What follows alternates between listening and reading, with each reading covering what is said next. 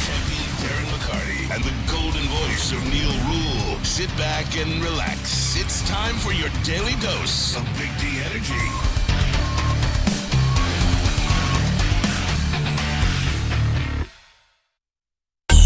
What up, though, people? It's your boy Brandon, aka Detroit Kool-aid. We got Matt Shepard over here, man. You guys already know, man. That's a legend, and he's still bringing the hot sports takes. Welcome to Big D Energy. We're filling in for Mr. Elite himself, Neal Ruhl, and you guys already know the enforcer, Darren McCarty. And we got in our booth today, sound booth Sam. What's up, man?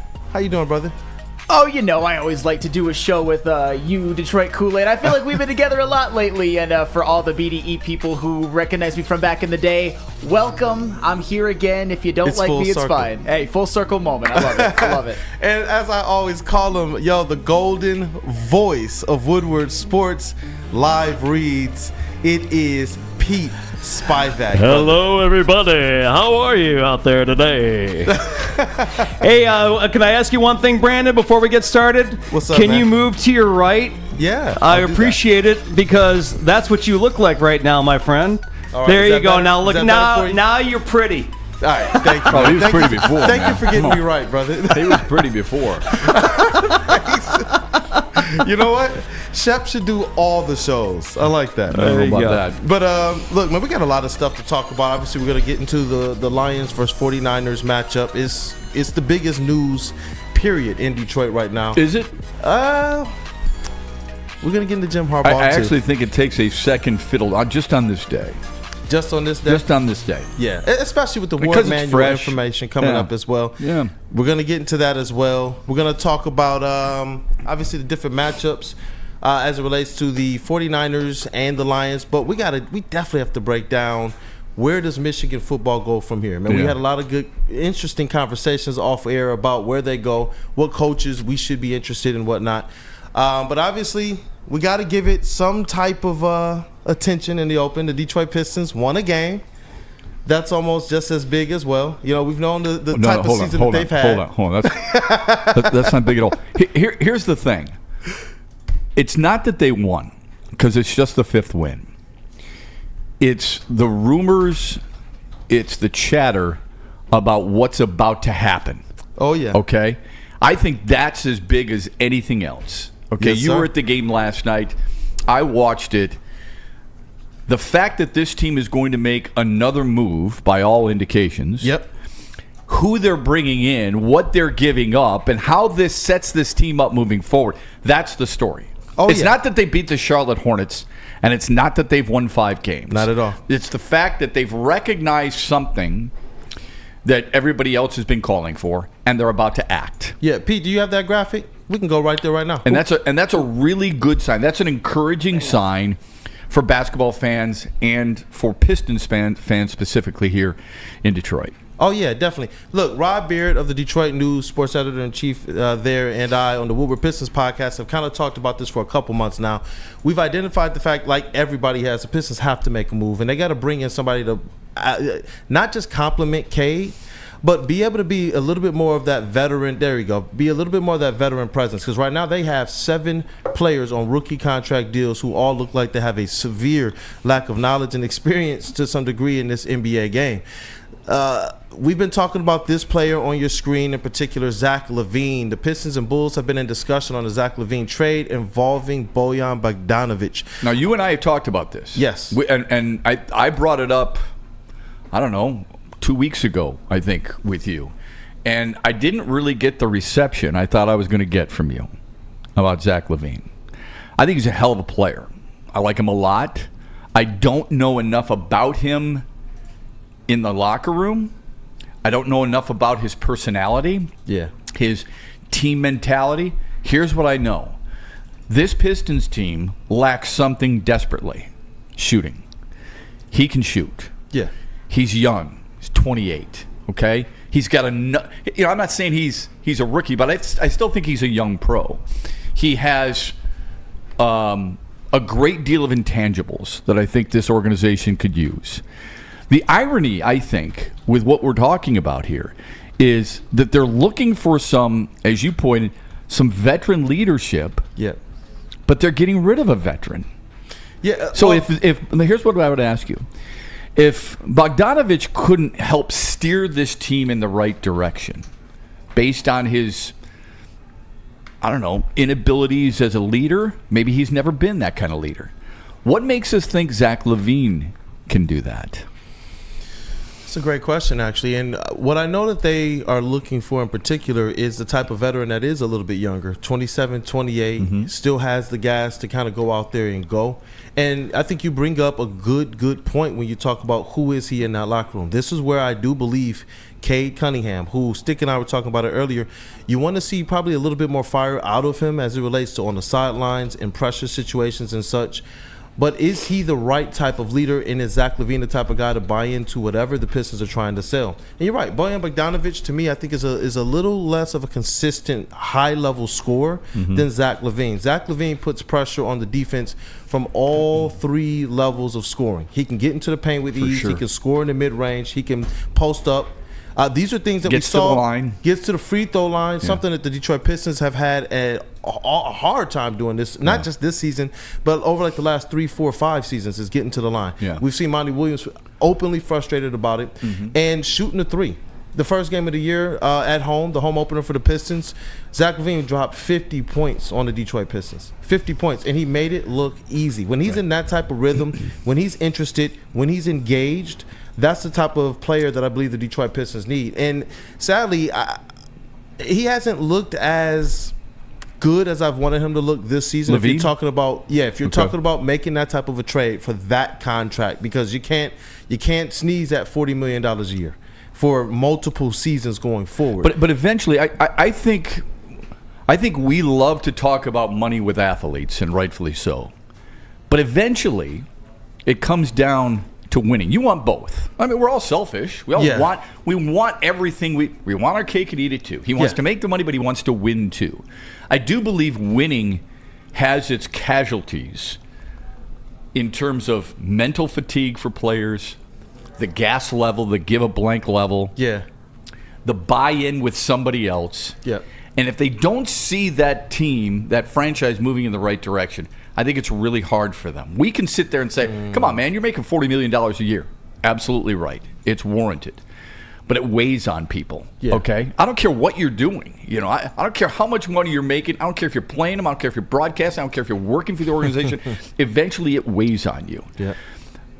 Well, I'm not sure what you mean by a fiery leader with Cade Cunningham. You know him better than I do. I think he's a hell of a player. I don't care if he's a fiery leader. I just want him to be a leader. Some of the best leaders, I don't think necessarily are fiery. I think Steve Yzerman and Nick Lidstrom were really good leaders. I don't think they're fiery. Okay? Now, hockey's a different sport. Okay? It's funny how we'll see a guy like Peyton Manning or Tom Brady scream at a guy on the sidelines. We'll watch them get into the grill of their offensive line or their wide receivers, and we'll say, damn, I love that stuff. Now, there's leadership. You'll see Baker Mayfield do it, and you'll go, man, you got to be better in that situation. You can't let it get to you. That ain't right. You got to be a better leader than that. We pick and choose on when we want a guy to be fiery and when we don't, because that weighs on players. That's enough, okay? These are pros. These are men who have accomplished a great deal in their careers. They don't need one guy sitting there, especially Cade Cunningham, with all due respect, spitting in their face and saying, let's get going here, okay? I don't know if that's who he is. I don't care. I know he's a good player. If he's going to lead by example, and his example is 24, 8, and 7, I'm okay with that. All right? Barry Sanders wasn't a leader. He's a hell of a player. He's the greatest player in Lions history, but he wasn't a leader. Chris Spielman was. He was a fiery leader. Robert Porcher was. He's a fiery leader. All I know is this. If Zach LaVine's going to come here, my hope is that Troy Weaver and Monty Williams and everybody has done their diligence to make sure he fits in well with the rest of this team, philosophically, mentally, physically, and emotionally. has to be. Reason why there they did has to be a say buy-in there. Yeah, that's why they did say they did draft Cade Cunningham. They said that they identified the fact that he's a leader and he's a connector. And I remember that there was some pre-draft video that was talking about asking a lot of Cade's draft mates, like, who's the alpha in this class? Who's the top guy in this class? And a lot of them were like, oh, that's Cade Cunningham. That's Cade Cunningham. That's Cade Cunningham. You know, and so... And the reason why I brought up the fiery aspect, it was just out of a conversation that Stick and I were talking about, and I've seen other fans talk about it as well, saying, we want to see Cade a little bit more animated. We want to see Cade do this. We want to see Cade do that. But when you're bringing the type of production that he is night in and night out, that to me is leading by example. Yeah. They just need more talent. And I do believe that a Zach LaVine, he upgrades their talent a ton. For sure. Overnight. As long as he's not the second coming of DeMarcus Cousins, I'm okay with that. Because DeMarcus Cousins is really talented too, but he's a bad dude, right? I love that. I love that Cade Cunningham has that moniker associated with him. I think it's really important. I just think it depends a lot. Look, it can be challenging to be a leader. Yeah. But it can be equally as challenging being a follower. And maybe follower is the wrong word. Playing second fiddle, not having the voice. Zach LaVine, I would guess, and maybe this is an unfair assumption on my part, if he's your best player in Chicago, and he was, you would think he would be your leader. How does he transform coming to Detroit and, all intensive purposes, probably the wrong phrase, take a back seat to Cade Cunningham in terms of leadership? Now, you can have more than one as long as they mesh. Right? You can have more than one leader. That's pretty obvious. Yep. As long as they mesh. I like him because I think he's super talented. And I think he's exactly what this team needs. My God, man, this team needs talent. They need players, right? Yes. I don't care what they have to give up as long as it's not two or three guys. And players that know what's going on. They know it. When I talk to like Marcus Sasser and some of these guys at the practices and the media availabilities, it's interesting to see them have a good game. And we say things like, we ask them, hey, do you feel like you're finally figuring this out? And the answer we get back? I think so, but I'm still learning the game. Yeah. It's like we need players that can go out there and just play the game. Yeah. Nothing against the young players learning, because you know what? Continue to learn, continue to develop, continue to get better. But we need guys, like you said, that can go out there and absolutely do work and do it on a consistent basis. And the type of scorer that Zach LaVine is, he continues to put constant pressure on an opposing team's defense. Like you got a game plan for him, don't you? You have to. Yeah. You have to. And when you talk about opening up space for guys like Cade Cunningham, who right now, every time he touches the rock is going to be double teamed. Every pick and roll is going to be a double team with a third defender hedging up into the middle to try and stop him from getting into the mid range, which is his sweet spot. When you put a Zach LaVine out there, right now you see people leaving, Isaiah Stewart wide open. Sure. They're not really the help defense. They're willing to sag and say, go ahead and take it. But with a Zach LaVine, if you sag on Zach LaVine, that's either a oop on your head, or either he's going to shoot the three, or he's going to get into that mid range. There's a lot of different options that this presents for the Detroit Pistons. And I honestly, what I'm hoping it also does is it helps that guard room a little bit more as well. Someone like a Jaden Ivey, who I believe can learn a lot from seeing a Zach LaVine up close and personal, who plays kind of a similar style. Sure. So this begs two questions I think every Pistons fan has. A, who are you giving up? That's where I was going to go next. Okay, so that's number one. And B is, how much does this hinder/hamper this team financially? Because those are all factors that you have to take into consideration when you have a cap space. it's a big chunk of cap space. Sheesh. And I suppose it can also lend to this question. I mean, who's going to be handling the basketball? Look what happened in Milwaukee, everybody. Adrian Griffin gets tattooed. Why? They're one of the best teams in basketball, but they're not meeting their standards defensively. Doc Rivers, who seemed to be his mentor, is now taking over there. All right? Well, Damian Lillard's used to having the basketball in his hands all the time. Giannis Antetokounmpo is used to having the basketball in his hands all the time. So is Jaden Ivey from college. Yeah. So does Cade Cunningham, and so does Zach LaVine.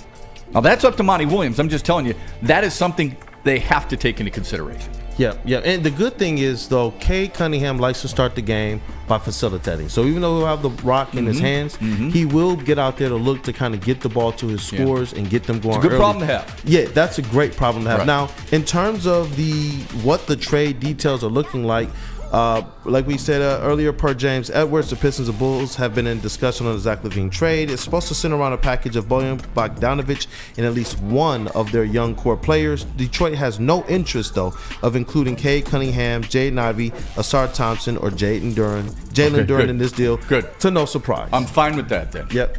I'm fine with that because I really like Duren. I really like Cunningham. I like Ivy.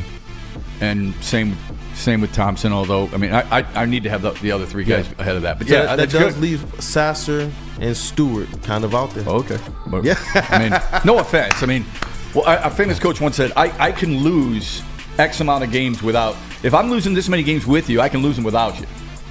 All right? So if you're losing this many games, okay, it's not like, oh my God, please don't get rid of him. Talk to him. You know, there's only a few names like that. Pete is giving me the symbol, man. Where we going now? We got to go to Lady Jane's, my friend. Lady Jane's? Talk about our Yes. boys. Come to Lady Jane's Haircuts for Men for an award-winning haircut experience. Register to win a trip of your dreams and all expenses paid suite for the 2024 NCAA tournament. That's right, no expense spared for you and 5 of your best buds. Lady Jane's Haircuts for Men open 7 days a week. Walk in anytime. It's wicked Go awesome. get my shape up done. Hey. Come to any Lady Jane's Haircuts for Men for an award-winning haircut experience from one of our talented stylists and register for a once-in-a-lifetime opportunity to win an all-expenses-paid suite for the 2024 NCAA tournament for you and 5 of your best buds. That's right, college basketball's most elite event. You and your 5 best friends just get to any Lady Jane's today for an award-winning haircut experience and automatically register to win the trip of your dreams. Lady Jane's Haircuts for Men open 7 days a week. Walk in anytime. Lady Jane's, it's wicked awesome. Woodward Sports' own Tom Mazaway and Sam Stick Day will be hosting our Lions postgame show after every Lions game all season long. Tune into the Woodward Sports YouTube channel for his hot off the press takes, game analysis, and Kool-aid sipping celebrations. You won't want to miss it. Join Maz, Stick, and special guests each week immediately following every Lions game, exclusively on the WSN YouTube channel. Now, coming to Woodward Sports, Woodward and Main Street, the Woodward Sports Network Detroit Lions show. Let's go! Catch Gabrielle D. Phillips, Matt Broder, and Terry Foster for all the latest news on your Detroit Lions every week. Only on the Woodward Sports Network YouTube channel and woodwardsports.com.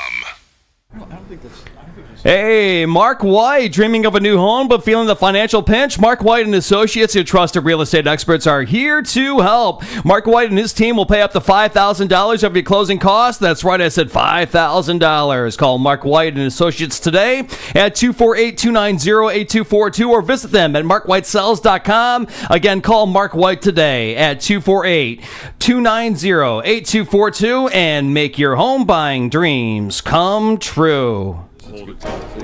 What up, though, people? Oh, no, playing sound. We can do when we sit down and get in the team's way and keep them from getting to the basket and get a contested hand up. And the defense by Sar, they got the offensive foul. That was tremendous for him to not reach, because earlier in the year that was a reaching foul and we were at the free throw line. So a lot of good stuff. Obviously the third quarter wasn't great, but I'm just grateful that we got a win, especially in front of our fans.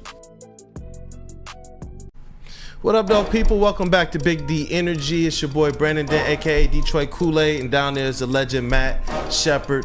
In the booth, we got Flannel Sam, and we got the golden voice, Pete Spivak. Yeah. And look, we got to kind of continue this conversation on, because if the Pistons do make this trade, this would be one of the most significant things they've done in a couple seasons now, in a long time. And I think that it will bring them some aspect of success. How much so, I don't know. I know when they did have Jeremy Grant here along with Cade Cunningham, second half of Cade's rookie season, they went on a 10-14 stretch in the games that they played together. Obviously, this year, wins have not been something that's come easy for the Detroit Pistons. Wins in the second half of the season is not something that's necessarily going to help them, but it would be nice to see a good foundation going into the future. Yeah, I really liked Jeremy Grant. I was really disappointed they let him go. I thought he was a pro's pro. I really did. Agree. I hope Zach LaVine is similar to that. Anytime a team is willing to move on from what I consider from afar a special player, it does give me some pause, and I think it should anybody. Why is that team trading him? Like, Bojan Bogdanovic, we get. He's 34. Yeah. Okay? He's a nice player, but he's not what this team needs right now. Zach LaVine, you would think Chicago would want to build around him rather than ship him, especially when you're shipping him within the division. So do your ears perk up a little bit when you hear that type of take / wondering whether or not Chicago is unloading something because they just can't deal with it anymore? Yeah, if there's something, or do you think that it's we're not strictly seeing. financially? Obviously, the finances are going to play a part, but in the NBA, relationships and personalities matter as well. You know, we talked about we don't necessarily know who Zach LaVine is. We don't know everything that's going on behind the scenes. And when you initially give somebody that amount of money, you're expecting them to be something. And when you're looking to actually move off of that, maybe they have not met that mark. Because we know he's still gotten the stats. He's gotten paid to at least do that aspect of it. That hasn't really dipped. But in terms of what you thought that guy could be, by making him the centerpiece of your, it wasn't really a rebuild, but trying to establish themselves in the Eastern Conference. Yeah, build around him. They're definitely building around him, and it just didn't work out. Yeah. It just didn't work out. That's where I'm hoping the Detroit Pistons, if they made a deal like this, which there are in discussions, and that's why we're talking about it. It's not just something that's a rumor. It's not just something that someone just put in a trade proposal. This is something there. The Detroit Pistons and the Chicago Bulls are talking about making this deal, and it's something that we've been kind of hearing behind the scenes for a couple months now. Yeah, when teams are in discussions, Yeah. I mean, we'll do the Jim Harbaugh to the Chargers deal coming up because they were in discussions, and then it spiraled quickly. Yeah. Same thing could happen here. There is a point where people will look at, though, at age 28, he will be with his third team. Originally a Minnesota Timberwolf, then a Chicago Bull, and now a Detroit Piston. There is, at some point, I'm not one of those guys like, oh, he's got to play his entire career here. I'd like that. It's just not the way sports is anymore. No. You know, I mean, I was heartbroken when Lance Parrish left for the Phillies, okay, back in the 80s. I thought it was ridiculous. I blame the Tigers. I've had a chance to talk with Lance Parrish about it. I'm glad that that's, water under the bridge. But they were back then, I could never have imagined Trammell or Whitaker playing in another uniform. But you know what? Gibby played in another uniform. Morris played in another uniform. Parrish played in another uniform. Lemon played in another uniform. I mean, those are the things that we like to hold on to. Zach LaVine now at age 28 playing with his third team, I just wonder what it is. Yeah. Because he seems to me, from afar, the talent you want to build around, not ship out.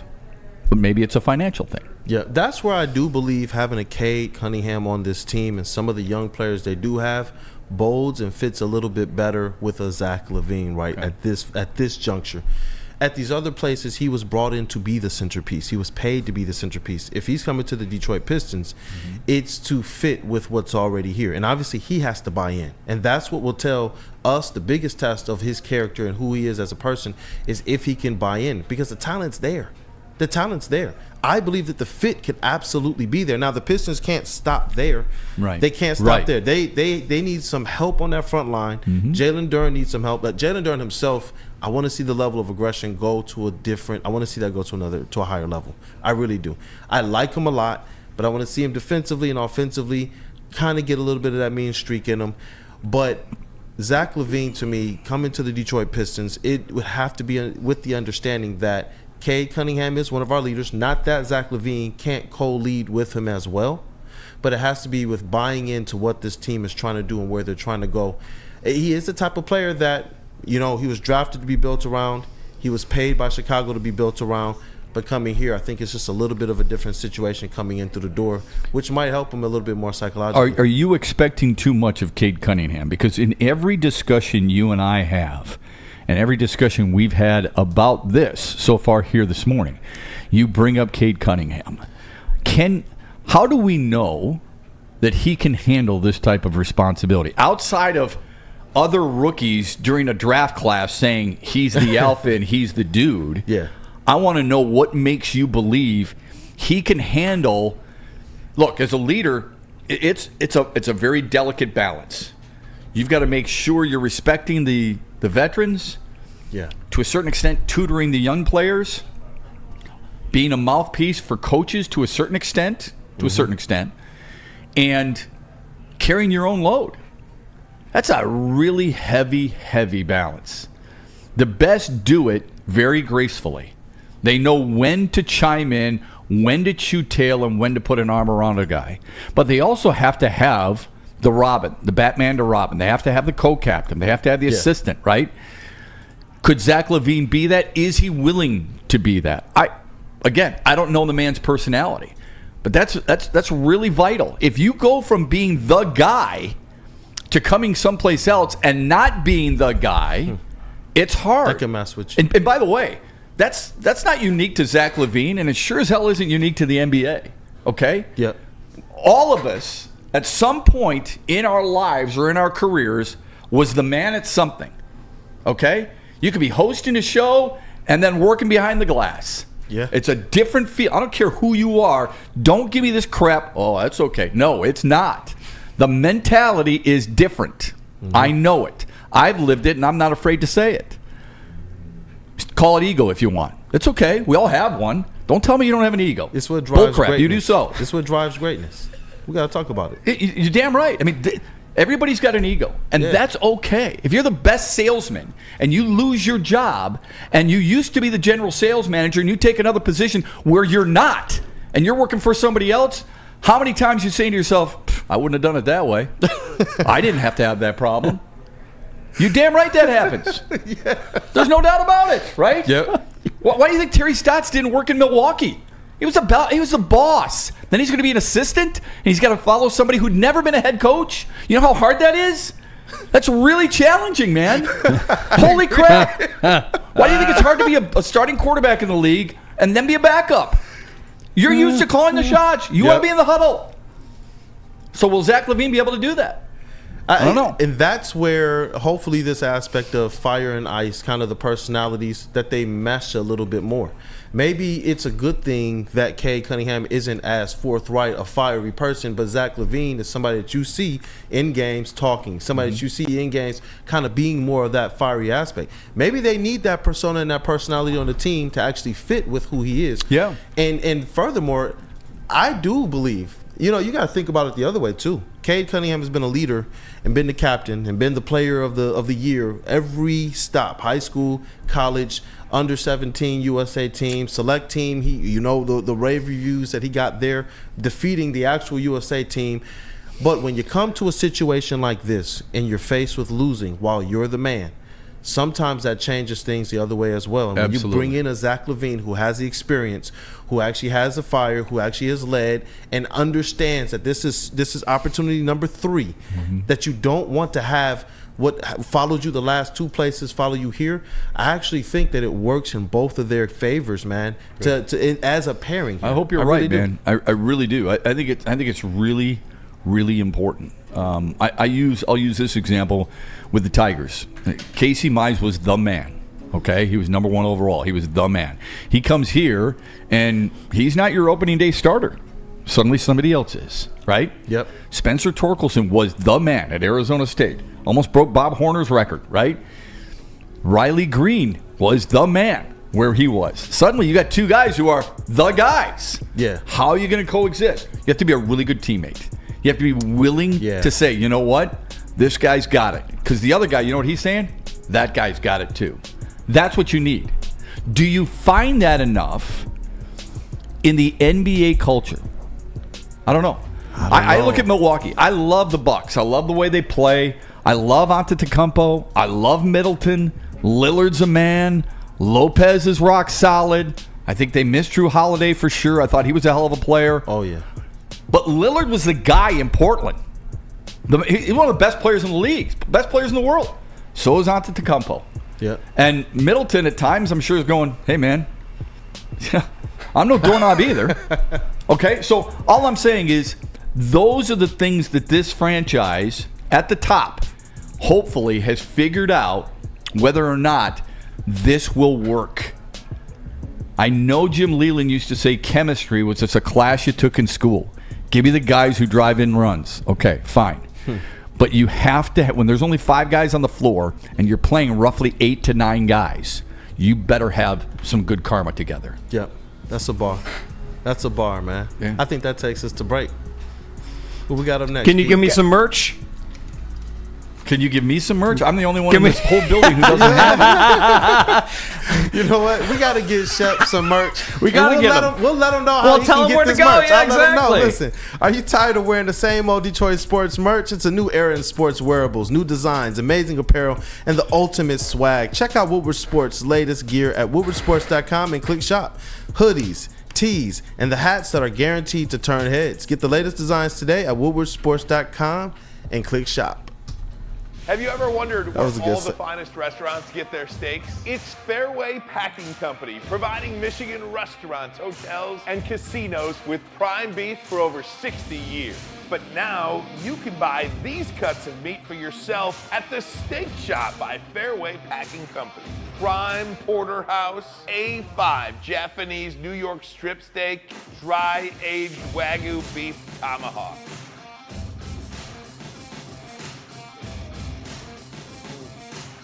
Delicious. Get to the Steak Shop today. Enjoy fine wine, have a private party, and get the finest cuts of meat anywhere.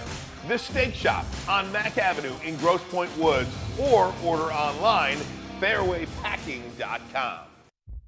Brace yourselves, Detroit. As the sun begins to set, two of Woodward Sports' brightest young stars will be taking the mic for a brand new show. Woodward Nights with Spooner and Broder. The dog days in Detroit are over, and the boys are unleashed. Join in on the banter and hop on the bandwagon of the #1 night show on the internet. Tune into the Woodward Sports YouTube channel every weeknight from 8 to 10 p.m. Woodward Nights with Spooner and Broder. Planet Fitness, you can get energy without the judgment. Hi, can you help me with this? You don't know how to use it? This is better. Join now through January 19th for just 24 cents down, $10 a month. Never intimidating, always free fitness training and equipment for every workout. Join today during the Big Fitness Energy Sale for 24 cents down, $10 a month, cancel anytime. Deal extended through January 19th. Over 50 Metro Detroit locations. Feldman Chevrolet is Detroit's #1 Chevy dealer with 18 locations. There is a Feldman dealership in your backyard. Since 1996, Feldman Automotive has been driven to provide a fast, convenient, and first-class car buying experience. Called the Feldman Advantage. Catch Woodward Sports Network live from Feldman Chevrolet of Novi every other Monday. And visit feldmanauto.com to find the nearest location to you. Welcome back to Big D Energy. It's your boy Detroit Kool-aid, rocking with the legend down here in all black. His name is Matt Shep. We got in the sound booth Flannel Sam, and in the TD booth over there holding it down, we got the golden voice Pete Spivak. I'm just waiting for one of your reads too, man. I already did Mark White, man. You want me to do it again? Next one. Hey, just give us the Price is Right real quick. It's the Price is Right. Don't forget to have your pets spayed or neutered. Goodbye, everybody. It's perfect, man. That's perfect. Man, look, we were talking about different fits as it relates to the Detroit Pistons trade, and obviously as we move on to our next segment right now, Jim Harbaugh is the new coach of the LA Chargers, and what that means for us here is that Michigan is looking for the right fit at head coach. How you feeling about this, Shep? I think there are some Michigan fans, a lot of Michigan fans, who are somewhat relieved. I think they are borderline tired of the constant discussion and flirtation with the NFL. I don't think anybody can necessarily blame him. Yeah. It's an itch that he needs to scratch, and that's okay. You know, at age 60, how many more kicks at that proverbial can are you going to get? Probably not many. So, right situation Especially for him. Being that close to the Super Bowl before. Yeah, I mean, I love his competitive nature. I do. I know he's a quirky dude. I know he's a little different. But I love his competitive nature that, you know what? I'm going to go out there and I want to win a Super Bowl. You know damn well when he became a head football coach, he had a number of different goals. If you're a goal setter, are you a goal setter? I'm a goal setter, all right? I believe in short-term goals and long-term goals, always. Go reach it. This gives him an opportunity. Now, is he inheriting a great team? I would say no. I think he's inheriting a hell of a quarterback, but it's an aging roster, and it's a little unique or difficult situation with their salary cap. We don't need necessarily to get into that. But I do believe some Michigan fans are a little relieved that they will not have to worry about the tantalizing NFL carrot that is constantly held in front of Jim Harbaugh. Yeah. And him kind of nibbling at it. Yeah. That said, they've got to get the next hire right. It's got to be the right fit. And it can't be a sentimental hire. It can't be just, well, we got to have, quote unquote, the Michigan man stuff. I get tired of that because some of the best coaches, I would argue the best coaches in Michigan history, are not of Michigan cloth originally. Well, it's true. I mean, Lloyd Carr went to Northern Michigan. Mm-hmm. Bo Schembechler was Miami, Ohio. Mm-hmm. Gary Moeller, look at Gary Moeller. Look at John Beeline. That would make Jim Harbaugh. Red Berenson was, of course. I mean, he's probably the exception. Eric Bakich is probably their best baseball coach, at least in recent memory. He's not. So I don't think that's a big deal. I think the most important thing for Ward Manuel, the athletic director, is you've got to get the guy who wants to be here and is going to keep your program at a certain level.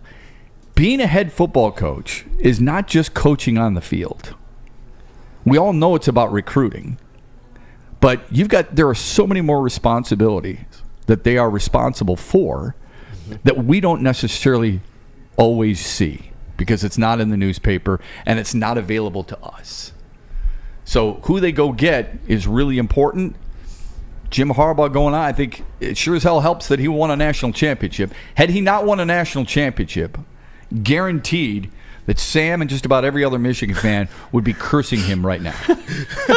Guaranteed. Hey, but he did, and I'm not. And that's the main reason. He did what he was brought to Michigan to do ultimately. So for me, no matter what, Jim Harbaugh walks on water. But he was brought there to do something more than just win a national championship.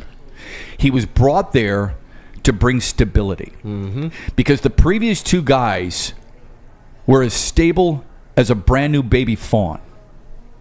And did he build the stability? I would argue yes. Of course he did. Yeah. But remember this. Stability also carries over.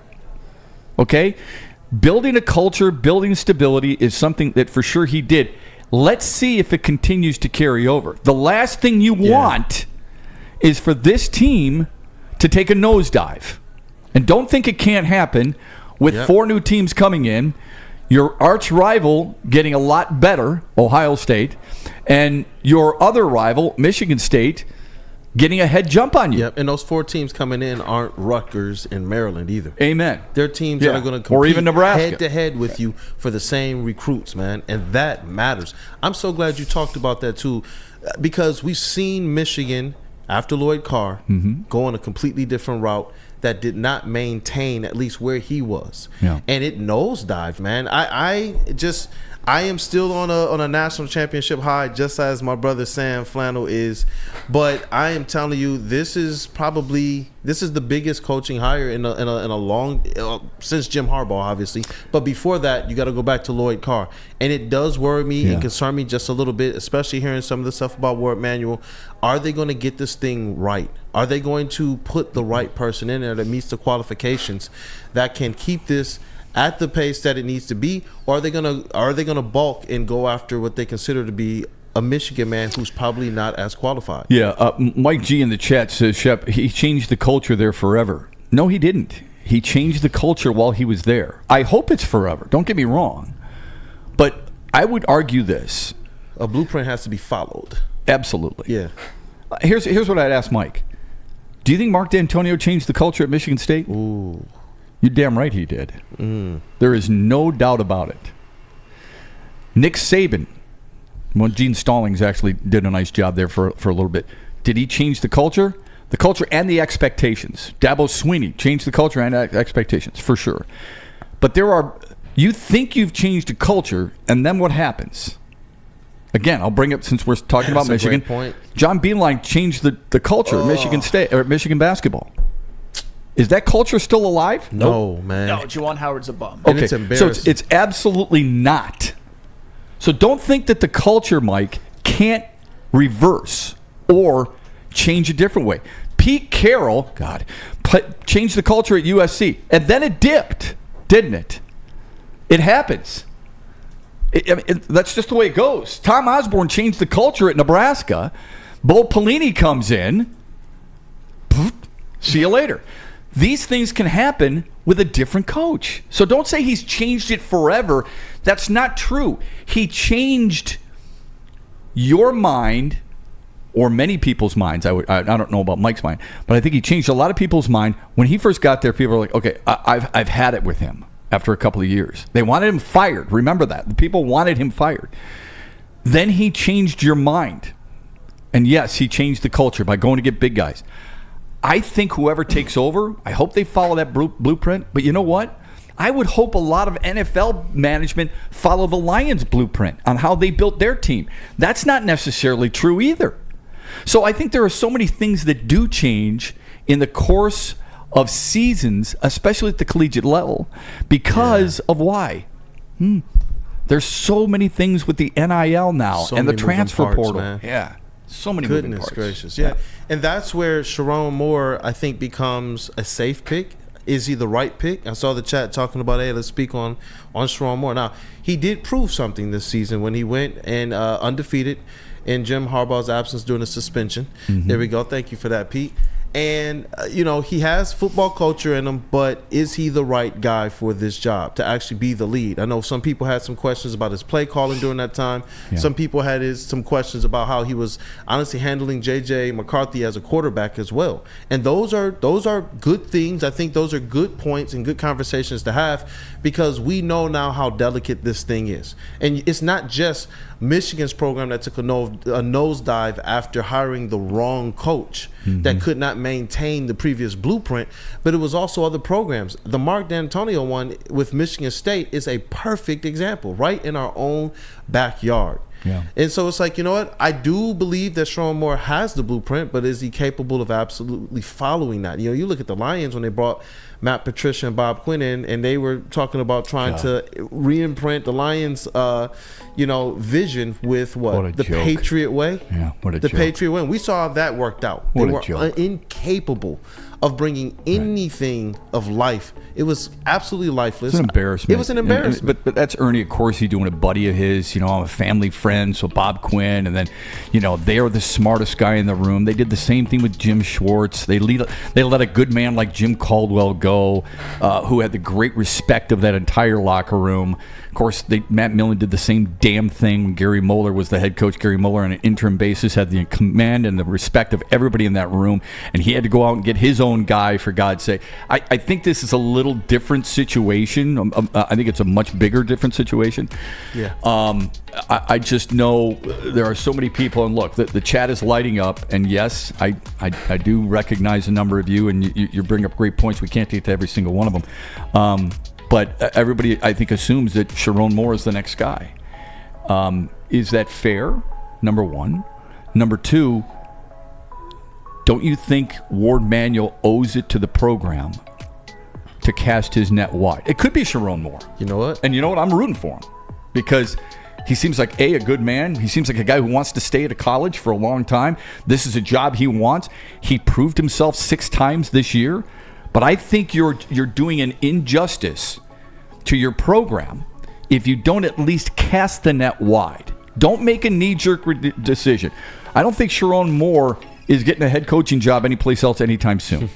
So he's there for you. Yeah. In fairness to Sharon Moore, you still have to have a timetable so that man, if he feels snubbed, we were just talking about that a little bit ago, he should probably get the opportunity to go someplace else if he wants. But I think you got to cast your net. You know what? Let's talk about that more after the break. Okay. That's a good point. All right. That's a really good point. Where are we going, Pete? We're going to come to me if that's okay with you. Hey, definitely. Like I said, I was waiting for the golden voice. Let's go. Well, get ready, because if you got a pet, you better give your pet the best. Premier Pet Supply is hands down Michigan's best pet store. Same prices and all the conveniences of the online and big box realtors, with one major difference: family and locally owned and operated for 30 plus years. Over 60 brands of food with nutrition experts there to help you. Same day local curbside and home delivery. Premier Pet Supply. Give your pet the best at www.premierpetsupply.com. At work and at home, we're there with smarter security solutions. Featuring complete automation with customized alerts and more. For over 90 years, we've been the company that's been counted on to protect what matters most, all with personalized service and care. Right now, for a limited time, receive a free video device plus free installation with a new home system. Guardian Alarm. We protect Michigan. Now, coming to Woodward Sports, Woodward and Main Street, the Woodward Sports Network Detroit Lions show. Let's go! Catch Gabrielle D. Phillips, Matt Broder, and Terry Foster for all the latest news on your Detroit Lions every week. Only on the Woodward Sports Network YouTube channel and woodwardsports.com. Brace yourselves, Detroit. As the sun begins to set, two of Woodward Sports' brightest young stars will be taking the mic for a brand new show. Woodward Nights with Boner and Broder. The dog days in Detroit are over, and the boys are unleashed. Join in on the banter and hop on the bandwagon of the #1 night show on the internet. Tune into the Woodward Sports YouTube channel every weeknight from 8 to 10 p.m. Woodward Nights with Boner and Broder. Look, you guys, we're going to tell Shep one more time where he can get some of this Woodward Sports merch. Are you tired of wearing the same old Detroit sports merch? It's a new era in sports wearables, new designs, amazing apparel, and the ultimate swag. Check out Woodward Sports' latest gear at woodwardsports.com and click shop. Hoodies, tees, and the hats that are guaranteed to turn heads. Get the latest designs today at woodwardsports.com and click shop. Yes, sir. Welcome back to Big D Energy. Normally you're used to seeing Mr. Elite himself, Neal Ruhl, and the enforcer, Darren McCarty. But today you got Detroit Kool-aid and the legend down there, Shep, he's been spitting today, man. He's been dropping some bars today. And in the sound booth, making it full circle appearance here, we got Flannel, Sam, and in the TD booth we have the golden voice, Mr. Pete Spivak. Strike first, strike hard, no mercy, sir. Old Jarhead on the chat says that the news just reported Harbaugh is taking his staff with him. I'll double check on that. So, yeah, we'll double check on that. Not that we don't believe old Jarhead. I'm sure we do. But if he's taking his staff with him, he sure is not taking Sharon Moore. At least not yet. No. Right? And I'm sure that will lead to some questions for people in Los Angeles, if they even care. How does the collegiate coaching game translate to the NFL coaching game? But I think the bigger question is it a foregone conclusion? And it sure seems like most people think it is, at least based on the chat that we're reading. Yeah. Definitely at least the DC. That it's Sharon Moore. Would you be all right with that? You know what? That's where I believe this coaching search, I think what you said just before the break of casting that net a little bit wide for the sake and for the benefit of the program to make sure that they vet everything. Because when you're talking about a head coach, when we're talking about Sharon Moore, I think a lot of people just think in their minds, we're just losing Jim Harbaugh. Right. When you're losing those coordinators that helped make it happen for Sharon Moore during the season when he was the acting head coach, that's where I think you have to have a little bit of a conversation. I'm not going to say argument, but at least a conversation. Is Sharon Moore, as a head coach, the type of guy who can go and bring in the right coordinators for this team? Does he have that type of cachet? Is he connected to those types of people in the system? You brought up a good point as well about Michigan State's head coach and everything that he's able to bring with him. Yeah. He's able to bring, because he's already been a head coach in this, he's already had success in this college game, he's able to bring coordinators. He already has connections to players in the transfer portal. He already has relationships built up. Does Sharon Moore have that? There's a lot of that cachet when Jim Harbaugh leaves and take his staff, because a lot of the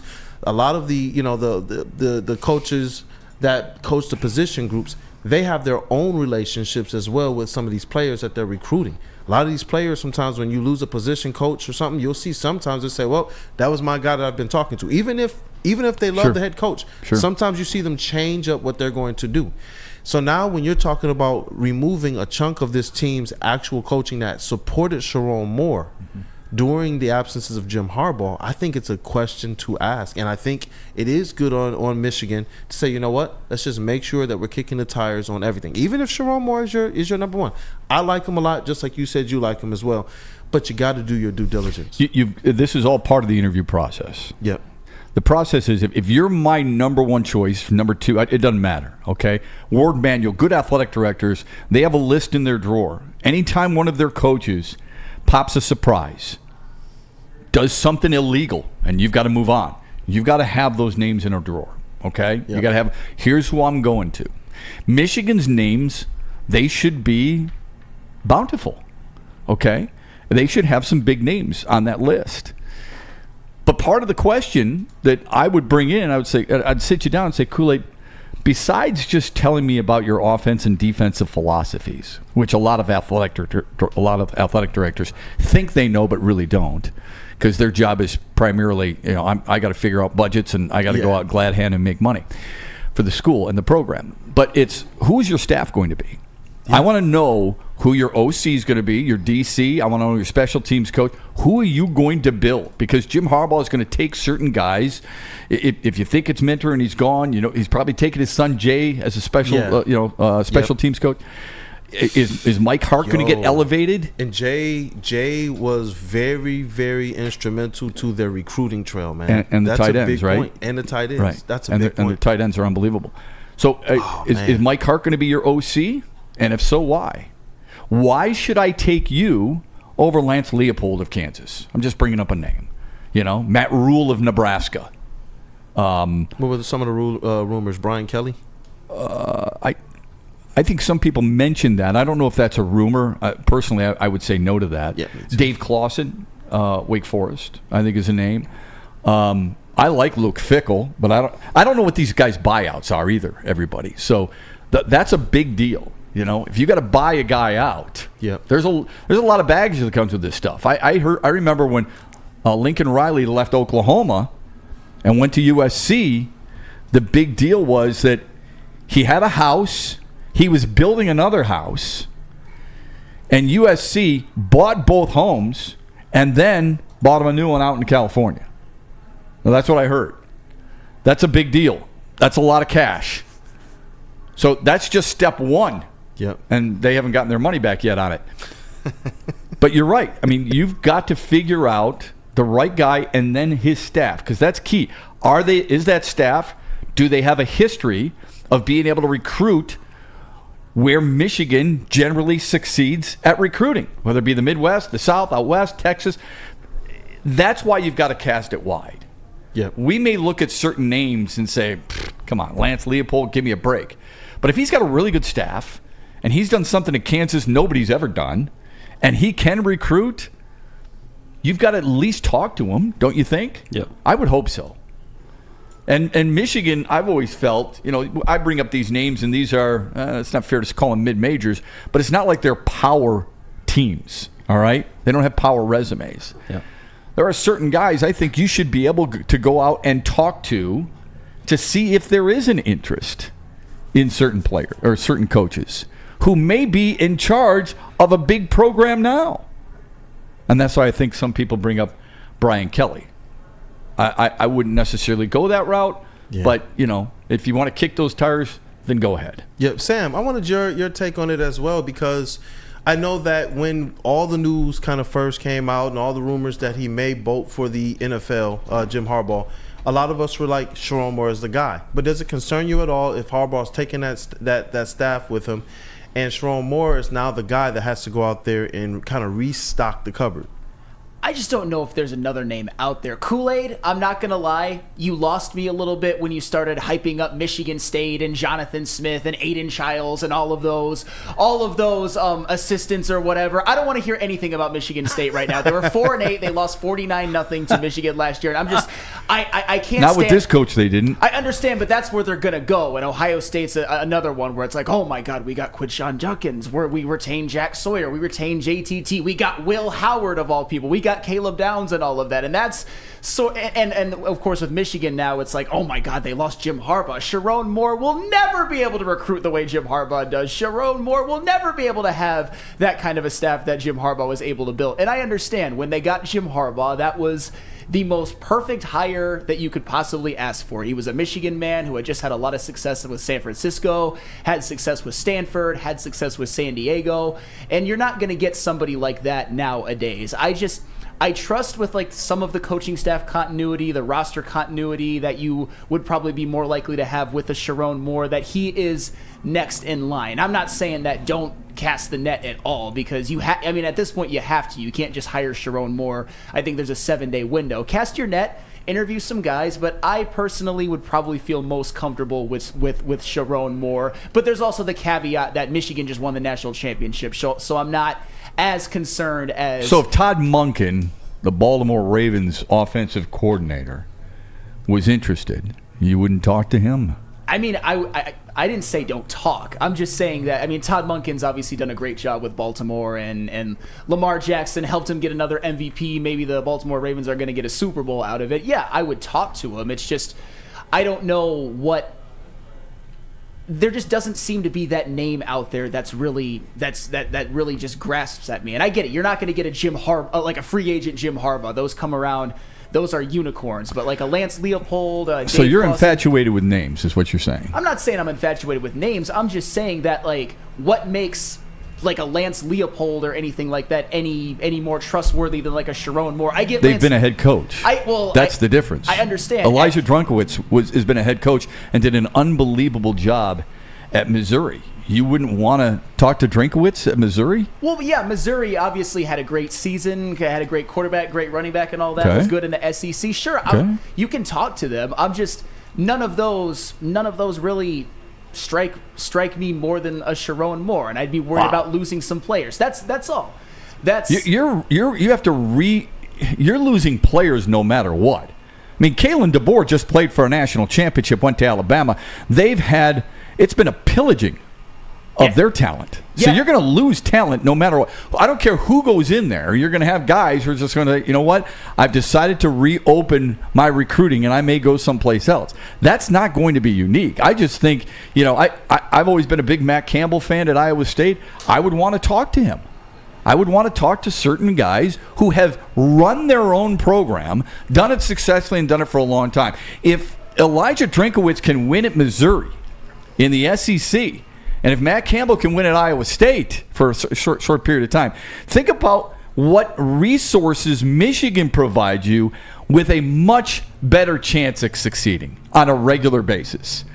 And I think you owe it to your program to do that. That's not a slight at Sharon Moore at all, because I think he did a hell of a job in really tough circumstances. Yeah, and the toughest, man, you go to Happy Valley and you pull out the W, and then you defeat your rival, your nemesis, Ohio State, man. And you know what? That's a really good example. I mean, you want James Franklin? That should be the argument. That should be your argument, right? When I bring that up, you're like, okay, Penn State, James Franklin at Vanderbilt did a pretty good job in the SEC. Went to Penn State, hasn't done squat.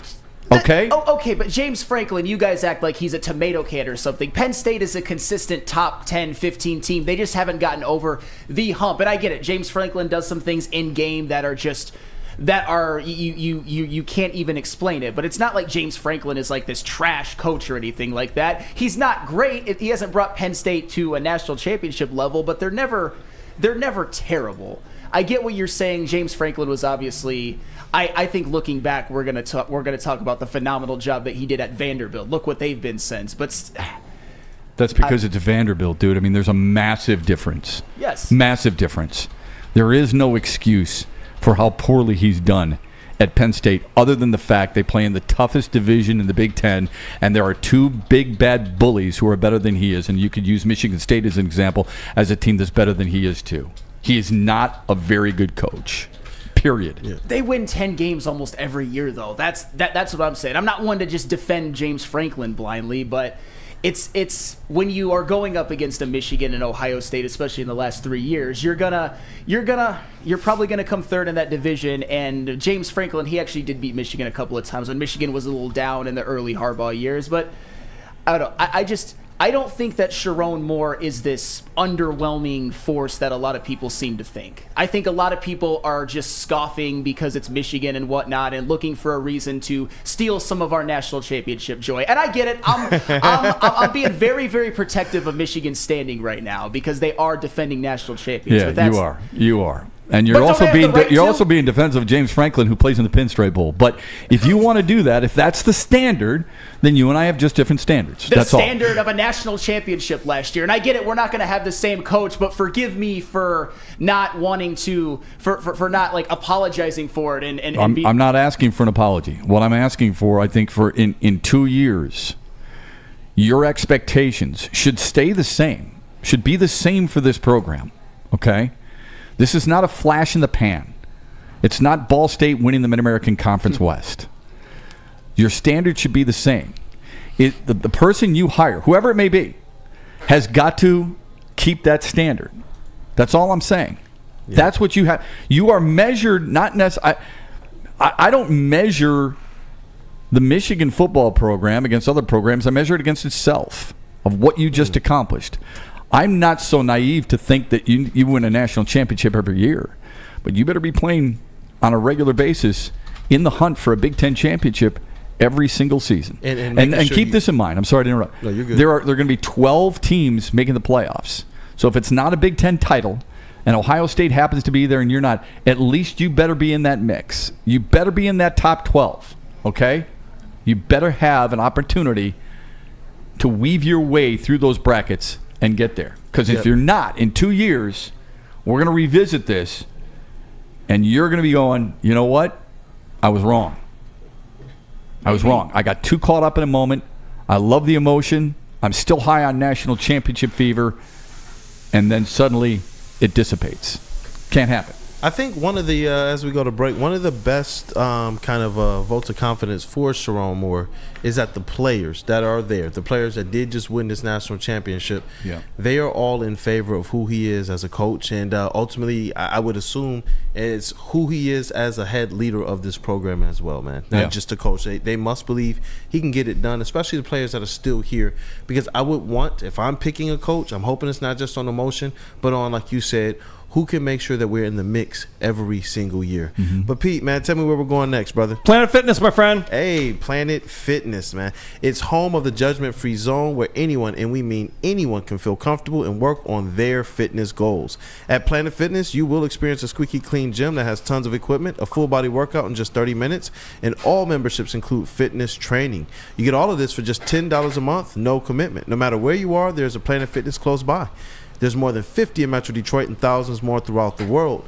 Find your local Planet Fitness today or go online at planetfitness.com.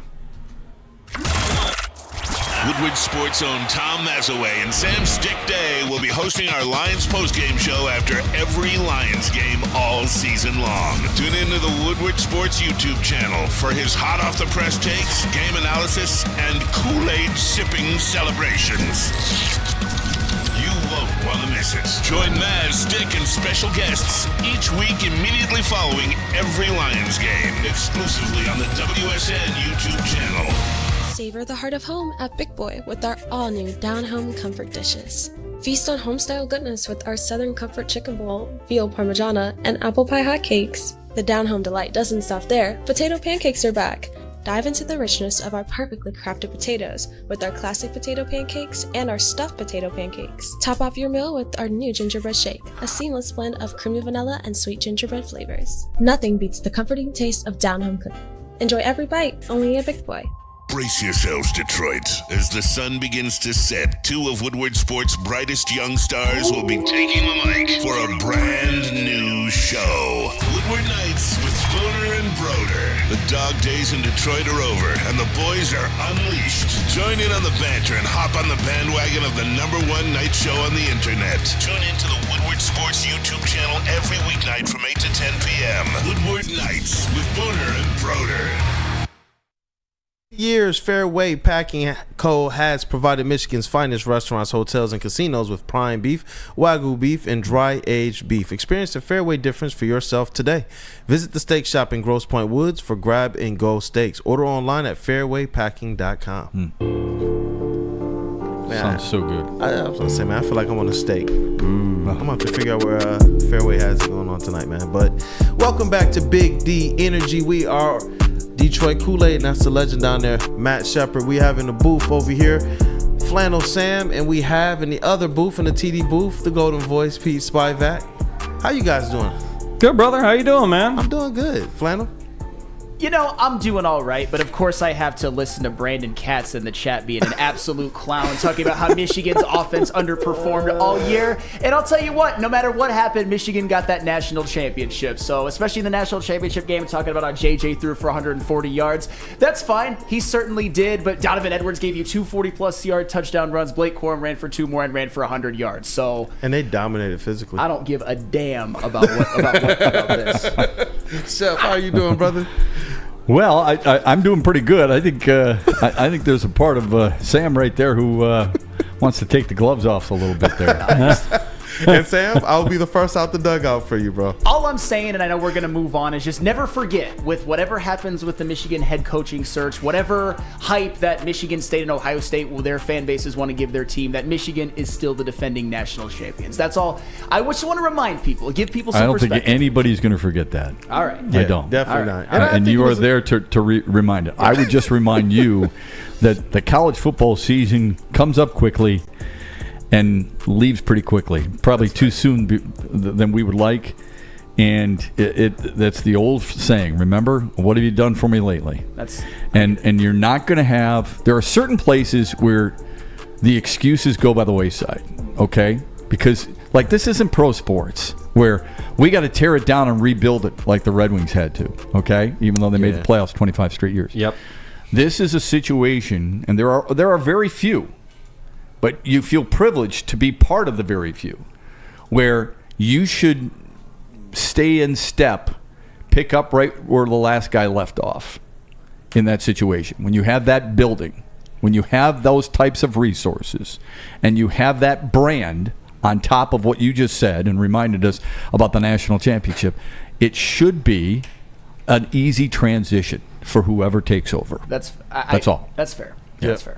Yep. And I'm glad that we preface it as well that we all like Sharon Moore as a candidate, especially with what he put on tape last year. But I think to have the conversations we did and to parse it the way we did, I think that's healthy discussion, man. Absolutely. This is not. This is the hard thing about being an athletic director. You know, you can't get too close to people because you could become really friendly with them, and it almost inhibits you from making that tough call because somebody's going to get disappointed, right? But if you don't think it's right for your program, and I guess I'm sure there's a lot of Michigan fans wonder if Ward Manuel can do this. You know what I mean? I mean, is he a guy who's going to be able to make the call on who the next best head coach is going to be? This is not hockey. This is not when Milt Pearson gets in trouble. He moves on. Brandon Naruto takes your team to a Frozen Four national championship. They lose in Game 3, and he automatically gets elevated. It's not the way it works in football. It's different. That's a great point. It's just different. Yeah, just so you know, there is a in the chat. I did put a poll up here, and right now it's at 75%. Is Sharon Moore a top quality Michigan candidate for head coach? Yeah. So somebody. I don't want to bring all the negative stuff. It's not fair because people take the time to get involved in the chat. I've always been a big believer that if they do, then they deserve to be heard. But this is going so crazy, it's really tough to keep up. Yeah. That's all we would do is read it. But somebody did write that he really hasn't done anything. I don't think that's necessarily fair. When a man puts as much time and effort as Sharon Moore did, not just coaching, being the head coach, but developing offensive schemes and coaching the offensive line, it can be challenging to multitask. This is not walking and chewing gum at the same time. This is, you're the head coach, you're the offensive line coach, you're the offensive coordinator, right? Those are his responsibilities. Yes. Yeah. That's a lot on one dude. Okay? That's a ton. That would be like Kool-aid hosting, producing, and doing even more than that on this one show. That's a lot to carry. He's carrying enough as it is.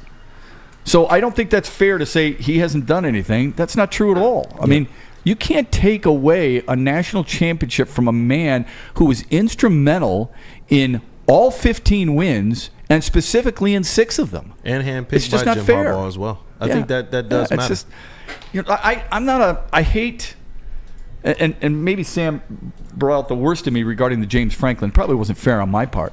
I don't like taking things away from people who've established something. Making excuses for somebody. Well, he didn't do that. Bull crap. I mean, look, Cade Cunningham plays on the Pistons. They're not very good. He's really good. You're going to take the Pistons' overall loss record and label it for Cade Cunningham? That's not fair. That's not fair. Right.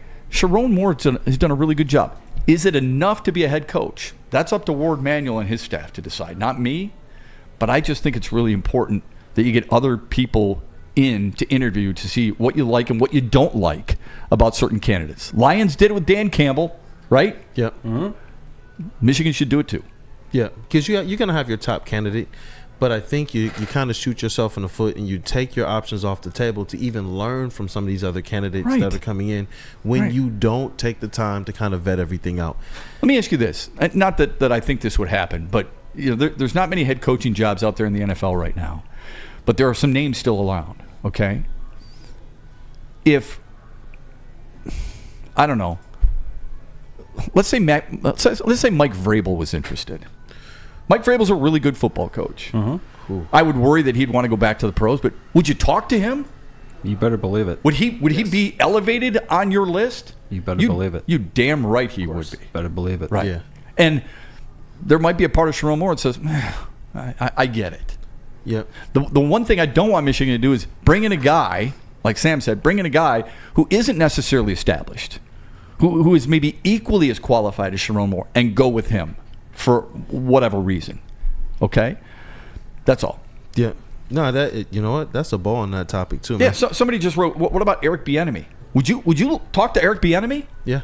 You damn right you would. You better believe it. Holy crap. If Eric Bieniemy was interested after what he did in Kansas City and the respect that he has, I would guess, absolutely. It's a really good point. Especially when you talk about part of this being about the brand as well. And you got some of these top coaches that want to come and at least kick the tires on your program too. Think about what that says about your program on a national scale, man, especially amongst these college kids and these high school kids who are trying to make it to the next level. Right. I think that speaks volumes. Absolutely. Man. You go to the University of Michigan football facility. It's nicer than any NFL facility. Michigan's football facility is a hell of a lot nicer than the Lions. I can tell you that right now. Okay? Look at their weight room. It's unbelievable. Unreal. All right? There are no excuses. None. You have money. You have resources. You have a tradition, and you're coming off a national championship. Get the best man, whoever it is. Yep. No, I agree with that. And talking about the NFL, we got a team here that's still playing football. We're not talking about the draft. We're not talking about where we're picking. We're not talking about what position they should be looking at. We're talking about position battles as it relates to the NFC Championship game, which is absolutely mind-blowing. Like, I continue to sit here, whether I'm in the sound booth, whether I'm here on the hosting desk, and I'm like, this is absolutely surreal. We're talking about the Detroit Lions in a fashion that I've never really been able to talk about them in my kind of teen and adult life, man. Like, I remember vaguely kind of 91, and it wasn't my team. You know what I mean? Yeah. This is like the team How old that were you I've then? been 37. Oh, then in 91? Yeah. 5? Oh, my God. Yeah. He's 5, young. 6? He's young. I was covering that team. Yeah. I was on a talk show the other day in Seattle, and they asked me what this city is like. And I said, I can't – it had Stanley Cup championships, NBA titles, national championships, World Series. I can't say I've ever felt the type of energy and excitement as I have sensed in this town the way the Lions, especially down the stretch. on what the Lions have brought. I don't know if that means it's a football town or not. That's a great debate. We can go back and forth on that whenever people like. But I do believe there is something special about this team. I read something yesterday, though, that kind of, it didn't surprise me, but I thought to myself, duh. Where Aiden Hutchinson says, we believe we're going to win and we're going to go to the Super Bowl. I would hope so, for crying out loud. Mm-hmm. I would hope every player believes that on all 4 teams that are left. Anybody who doesn't believe it should get the hell out, right? But I was doing some research because Dan Marino's advice to Lamar Jackson is, go win the Super Bowl. He's going to win the MVP. It'll be his second MVP. He's been an incredible player for Baltimore this year. He said, go win the Super Bowl because you just never know when you might get this chance again. I don't think Detroiters feel this. I could be wrong here. I don't think Detroiters feel like, man, we've got to win it this year because if we don't, we're never going to get back. I think they truly believe this team is built the right way and the vision and the trust and everything moving forward. But it doesn't mean that you're going to get this deep. 67 quarterbacks. Think about how long the NFL's been around, how long the Super Bowl's been around, okay? There's only been 67 quarterbacks who have played in a Super Bowl. Not won one. It's far less than that, obviously. But 67 who have played. Jared Goff's one of them. Why do we automatically think that San Francisco is going to win and that the pressure is going to be too great for Detroit because they don't have enough guys who've been there? When probably the most important position in sports, outside of maybe goalie, but the most important position in sports, he's one of 67 guys who've done it. Now, they didn't win. Didn't play great in that game. But he did get them there. Yep. He was part of that puzzle. Yep. To me, that's super encouraging. To me, that gives me even greater confidence. I think I can beat San Francisco. And I don't mean that in just the regular sense of, every team's got a chance when they line up. Yeah, no kidding. Thanks. But I mean, because this guy's been there, done that, that should give you hope. Yep. I think it's important, too, because you learn from your experiences. Well, some people do. Yeah. But Jared Goff, to me, has proven that he's been somebody that's learning from his past and his prior experiences, his past team. Even here with the Lions as well, man. We've seen him go out there and make a mistake, and then on the next drive, correct some things, and the Lions are just down the field, score.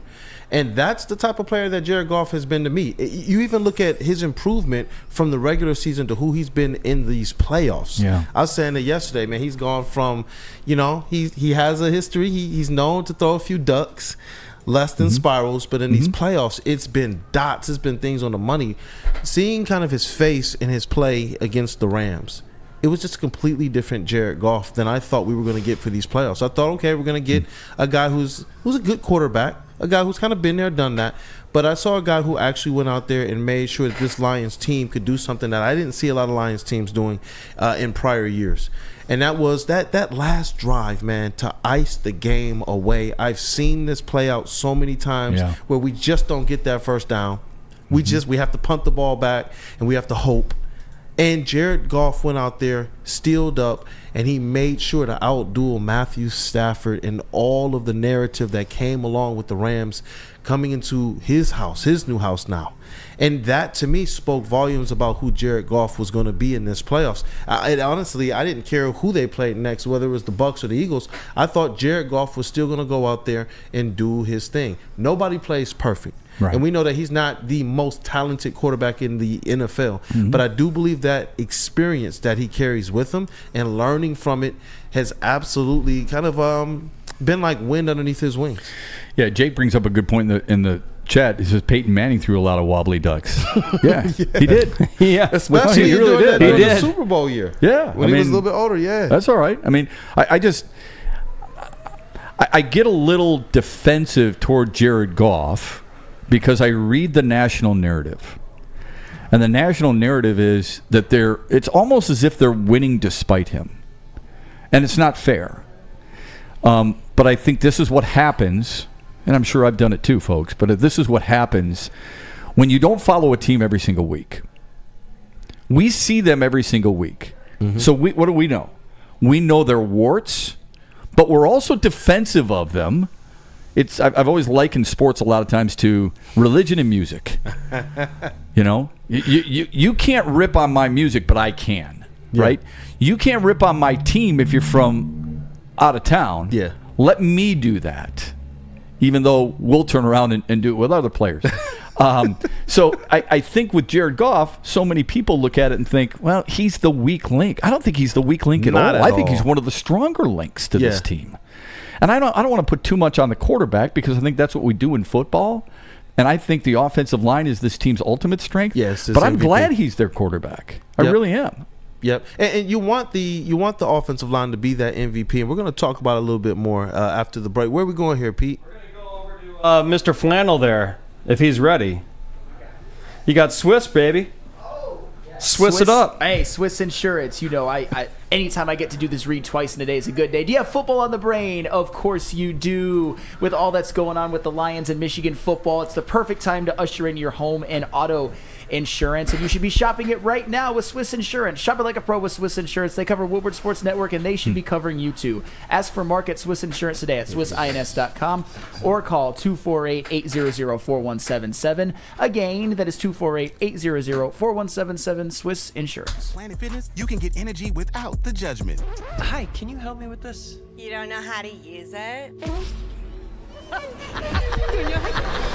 This is better. Join now through January 19th for just 24 cents down, $10 a month. Never intimidating, always free fitness training and equipment for every workout. Join today during the Big Fitness Energy Sale for 24 cents down, $10 a month. Cancel anytime. Deal extended through January 19th. Over 50 Metro Detroit locations. Brace yourselves, Detroit. As the sun begins to set, two of Woodward Sports' brightest young stars will be taking the mic for a brand new show. Woodward Nights with Booner and Broder. The dog days in Detroit are over, and the boys are unleashed. Join in on the banter and hop on the bandwagon of the #1 night show on the internet. Tune into the Woodward Sports YouTube channel every weeknight from 8 to 10 p.m. Woodward Nights with Booner and Broder.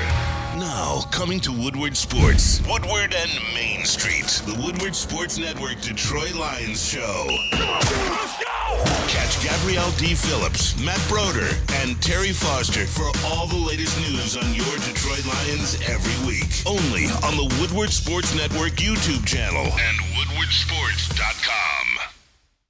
R.I.P. to the same old Lions. Big thanks to Sheila, Brad, and Dan for putting them to rest. You know what? Before we continue, I got to salute them as well.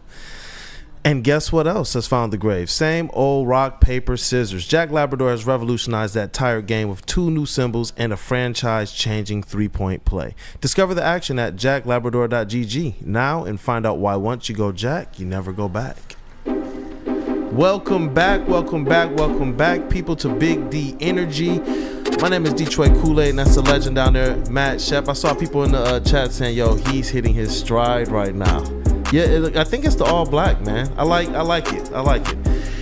We're filling in for Mr. Elite himself, Neal Ruhl, and the enforcer, Darren McCarty. Shout out to Flannel Sam in the sound booth today. I love the gold blue hoodie, by the way, man. He's still repping. And the golden voice, Mr. Pete Spivak himself. What's up, boy? Hey, by the way, we just got a super chat from Fire Marshal Bill, if you guys want to read that. Oh, yeah. Hey, thank you, Fire Marshal Bill. The University of Michigan should open their wallet for Ben Johnson. There you go. Wow. Well, that's a great thought. but I think Ben Johnson's going to be in the NFL. I do wonder how many. We're talking Lions here, and we're going to stay on it. But I do wonder how many Michigan fans would just want a guy who says, you know what, I'm good with this. I'm good where I'm at. I'm good where my feet are. I'm happy that I'm the head football coach of the University of Michigan, and I'm not going to have a wandering eye. Yeah. I mean, how many are out there like that? I don't know, but you don't. Sometimes it's okay to say, you know what, this is who I am, and this is where I belong. And I think Ben Johnson wants to be a head coach in the NFL. But I love the thought. There is Brandon in the chat mentioned that the Lions cannot contend with Goff as their quarterback, which is a little surprising. I don't know if he's doing that just so, maybe he's playing producer, which I appreciate, Brandon. I guess my confusion to that comment would be, if you don't think they're competing and you're in the Final Four, you're playing in an NFC Championship game, what do you consider competing? Yeah. What's that? What is contending then if it's not this? Let me ask each one of you guys, take your heart out of it. Think with, let's make this comment with your head, not your heart. All right? Do you think the Lions can beat the Niners? Absolutely. Okay. Absolutely. Yes. I do. Yes, I do. Okay. Yes. Okay. So we're all in unison there, and we didn't talk about this before the show. No. So that means they're competing, right? Yep. Yeah. If they don't beat the Niners, or if you thought perhaps somebody was giving you a counter argument, and they said, I don't think they can beat them, what do you think the reason for that would be? I would say that probably the defense. They can't stop the pass. They just go. Yeah. All right, so pass defense. You can't win every game. They probably made one error here or there. Turnovers. It's an A+. Yeah, it's an A+ season no matter what. Okay, weak link. I was going to say the defense. Okay, I would say pass defense secondary. as well. Yeah. Okay, so we're all pretty close to that. We didn't say Jared Goff. Right. No. I mean, unless you want to take the turnovers into it. Look, it's okay if you didn't believe in him when they got him. It's all right.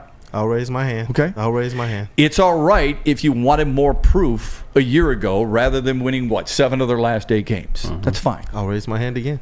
But when you have the best record in the NFC, when you are the second best passer in the postseason, number 1 in completion percentage, number 3 in playoff rating. And clean football, too. Clean football. And when you, during the regular season, if you want to look at ratings, I don't know what numbers are most important to you, Brandon. If you want to look at ratings, he rated higher than Patrick Mahomes and Jordan Love. He was ranked 7th or 8th, I think, in passer rating during the regular season. I'll get that Two quarterbacks he collected some W's over this year, too. Yeah. So what is it you want up until now? And I think, and he kind of alludes to it in the chat, I think it's about mobility. Everybody wants Mahomes, Allen, Hurts, to a certain extent, Burrow, right? Because he can roll. And he's not super fast by any stretch. Right. Lamar Jackson. They want guys who can who are a threat to throw and run. I think that's why people don't necessarily gravitate toward Jared Goff. Am I wrong there? I think that there's a lot more truth there than not. I think people believe that it is the true way to contend, but we see the Detroit Lions right now doing it their own way behind the arm of Jared Goff, his smarts, his savvy. And one thing about Jared Goff that has just kind of continued to ring true? Does the guy get injured? No. He's pretty durable. He's pretty durable. That's really good. He's pretty durable. And you know what? People, they continue to say, well, he has to have a clean pocket. I think a lot of quarterbacks would love to have a clean pocket. I think most quarterbacks do need one. Yeah. Okay. It seems like it's pretty vital to the game. Yeah. I think it's really important. And look, I mean, if that's a knock, and it's a fair knock. There's no perfect quarterback out there. We all know that. Tom Brady couldn't run super well. Peyton Manning couldn't run super well. Joe Montana, Dan Marino, they didn't run super well. Okay, he can run. He doesn't need crutches out there. He's just not flamboyant or smooth when he does it. That's a fair take. That's a fair take. And I think that's why when people look at him, they're just like, boy, I don't know, man. I mean, he doesn't have Dan Marino's over-the-top, launch angle and his ability to howitzer one in between. He's got a strong enough arm for me. He's put up. He's found some tight windows, has he not? Yeah, we've watched him all season long. That's surprising to me for a fan base that loves its football, knows its football as much as this area. For you to nitpick the fact that he can't run all that well means that they can't contend, I think is really short-sighted. Yep. I do too. And honestly, Jared Goff has made me a believer. Just over the last 2 or 3 seasons, he's absolutely made me a believer in what he can do with this team. And obviously, you can't argue against the results when he's the only quarterback in a long time to do what we're seeing done right now, helping to lead the Lions. I'm not going to say he's the sole reason because there's a lot on this team to like. But this team went in saying that I remember the comment from Brad Holmes and Dan Campbell saying that they know Jared Goff can make any throw that they'd ask him to, and they built the team to the specification of being able to get the best out of Jared Goff as well. And that, to me, is what matters more. If Brad Holmes, if Dan Campbell, if this organization, these players are all believing in who Jared Goff is, and we see we see now since the second half of last season until where they are right now that it's paying these types of dividends, I'm gonna be a believer as well. We don't have to necessarily believe everything Brad Holmes does is the right thing. Okay, we don't. You can agree with most of what he's done, but if we trust him with the draft, I think we all do, right? I mean, oh my God, when you see what he did with Gibbs and Branch and Campbell and Laporta, how many people would sign up for that draft class every year? Yeah, raise your hand, right? Yep. If you believe in what he did with drafting guys like Hutchinson and Sewell, okay, why do we not believe that he's got it right with his quarterback? Yep. I was going to say, if you don't mind me adding something in Please here, do. Shep. Yeah. I have in front of me his 2024 playoff stats. Tell me if this is a bad quarterback. 52 of 70 passing, 564 yards, 3 touchdowns, no interceptions, 111.8 passer rating. Who wouldn't want that on their team? Man. Yeah, I mean, I'll take it every single day of the week. That's what I'm saying. Now, there is a lot of people will be like, oh, they played both games at home, and the teams that they played weren't San Francisco. Well, you're right. 52 of 70. He's only missed 18 passes. Yeah, but you're absolutely right. They haven't played San Francisco, so he's got a chance to cement that a little bit more, and we're all hoping he does. Yeah. I hope whoever doubts him is hoping that he does as well, because that's what this city would be. Electric if it's not already. Sheesh, man. And you know what? Every road game this year, I've heard people say that this is where they're going to fail, especially the outdoor ones. But Kansas City, they won. The Chargers, they won. They went into Lambeau Field and they won. I'm going to continue to hit that button because tough place to win. That's not just a tough place to win. That place has haunted the Lions, whether they've been favored or not. No matter who's even been the quarterback, for the Packers or for the Lions, it's been they lost to Matt Flynn there for crying out loud. Yeah. Man, oh man, Flannel. I want to. and Stafford threw. I was at that game. I think Stafford threw for like almost 500 yards. And they still lost. They still lost. That place is unbelievable. I think a lot of people will go, but there's always a but. Right. There always is, right? Except for the guys who are elite. Like we're not going to look at Lamar Jackson and go, "My God, you lost to the Colts."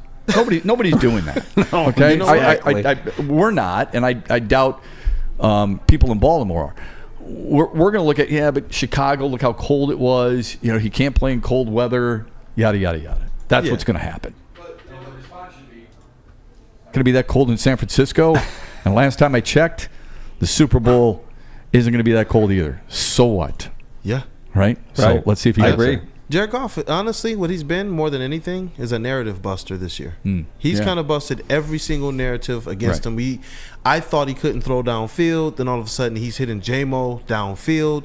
He's hitting some of these other receivers. They said he can't get a good ball 20 yards in the air. He's doing that. And listen, some of his wide receivers get banged up during the course of the season. We didn't know if they could win without Amon-Ra St. Brown. Right.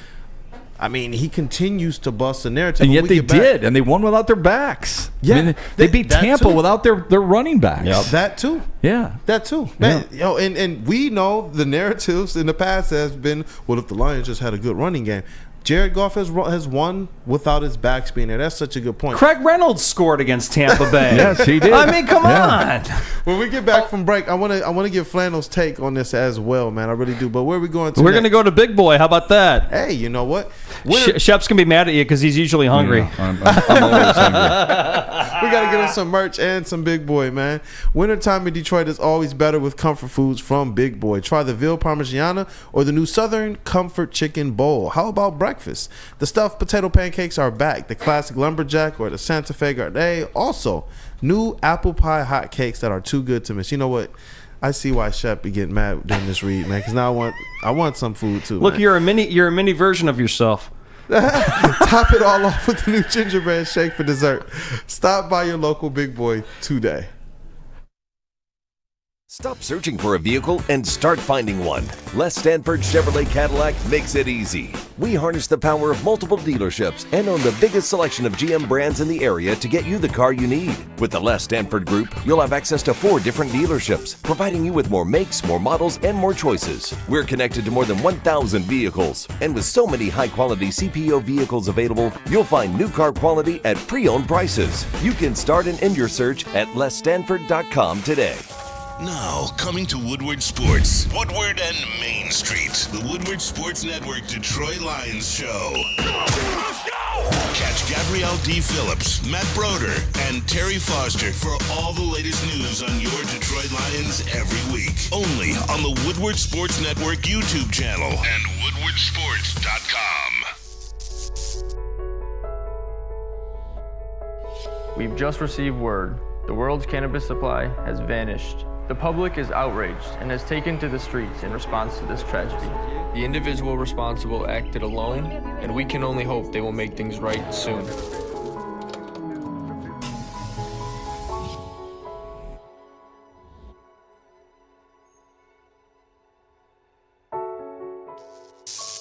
Come to any Lady Jane's Haircuts for Men for an award-winning haircut experience from one of our talented stylists and register for a once-in-a-lifetime opportunity to win an all-expenses-paid suite for the 2024 NCAA tournament for you and 5 of your best buds. That's right, college basketball's most elite event.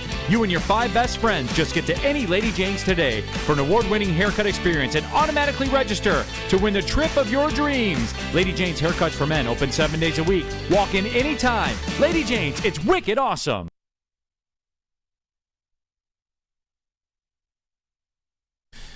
Are you tired of wearing the same old Detroit sports merch? It's a new era in sports wearables. New designs, amazing apparel, and the ultimate swag. Check out Woodward Sports' latest gear at woodwardsports.com and click shop. Hoodies, tees, and the hats that are guaranteed to turn heads. Get the latest designs today at woodwardsports.com and click shop. Welcome back to Big D Energy. My name is Brandon Dent. They call me Detroit Kool-aid. Down there is Matt Shepard, man, the legend. We also have Flannel Sam in the sound booth, and we have, I'm going to keep calling him the golden voice, Pete Spivak in the TD booth. We're filling in for Mr. Elite himself, Neal, Ruhl, and the enforcer, Darren, McCarty. And I think we're having a good conversation about Jared Goff. He's a narrative buster. I do believe, obviously, he's proven the Lions can contend with him. But Flannel, I wanted to bring you in on the conversation as well.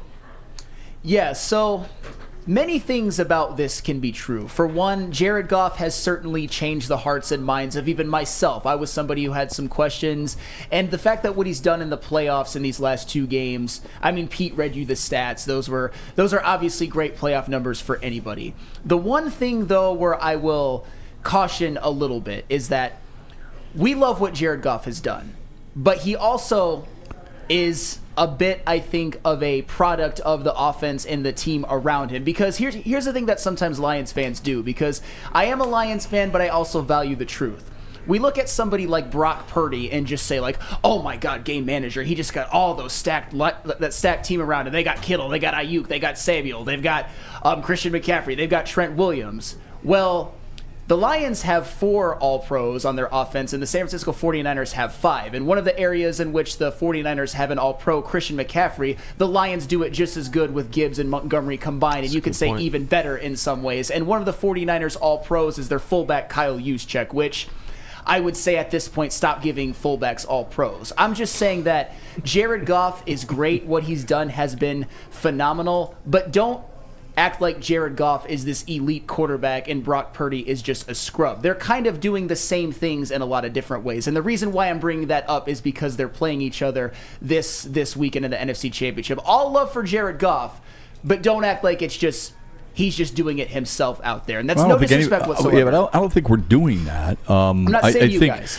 I think we're looking for ways to pick apart arguments on people we just don't believe in yet. They haven't proven anything to us just yet. And yet, as I mentioned, he did get to a Super Bowl. I mean, somebody wrote in the chat, well, Tampa's defensive line was kind of banged up when Goff did what he did against Tampa earlier this year. And my thought was, okay, but Detroit played without their 2 running backs and their starting left guard.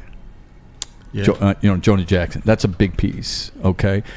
We all believe, at least I do. I hope I'm speaking for everybody, that Lamar Jackson's an MVP candidate, right? Oh, yeah. Okay. Yeah. So he's got guys like Zay Flowers, Mark Andrews, who's a hell of a player, Odell Beckham. He's got weapons. Yep. You know? Why is it a system? And he just got Mark Andrews back. Right. Why is it a system quarterback? Like, I think Patrick Mahomes is awesome. I'd take him on my team any day of the week. Sure. He's had one of the best tight ends in the history of the sport.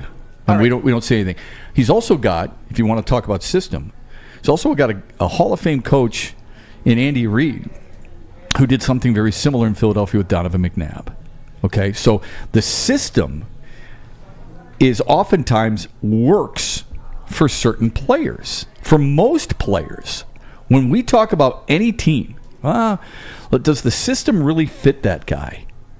That's the way football is, man. I mean, football is not one guy, and football is about fitting guys into a certain belief. Yep.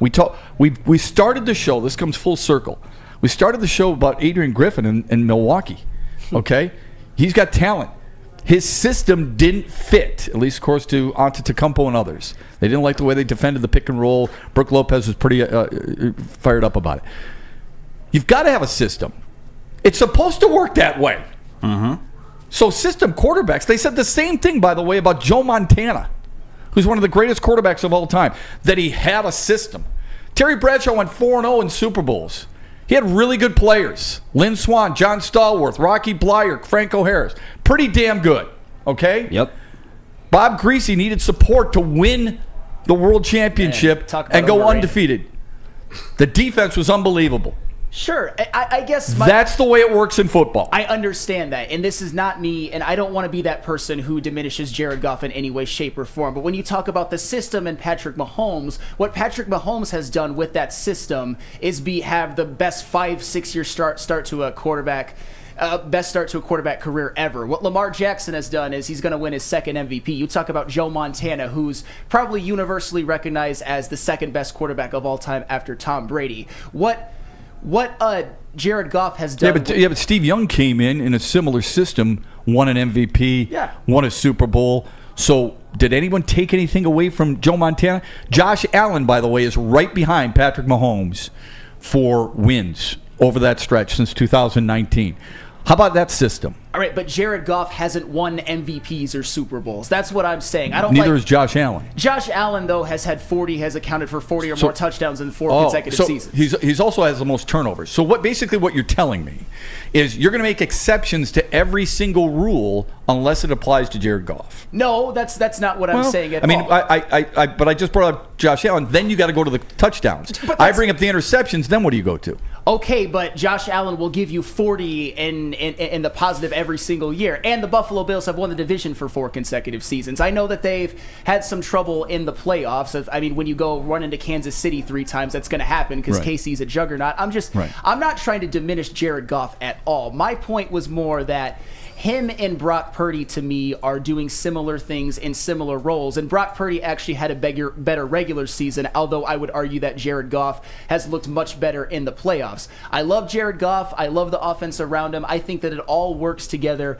very, very well. And hey, if they go to the Super Bowl, I don't even want to say it, but if they were to go to the Super Bowl and have a chance to win, that would be a big-time feather in his cap. I don't like the whole, Patrick Mahomes plays in a system. Patrick Mahomes has had the best start to a career as any quarterback has ever had. That's what I'm saying. When everything right is working for him, he's as good as any quarterback who's ever lived. I'm not comparing the two. I'm just bringing up, and Josh Allen, by the way, has never thrown 40 touchdown passes. Wait, combined passing and running. That is what I meant. Okay. Combined passing and running. All right.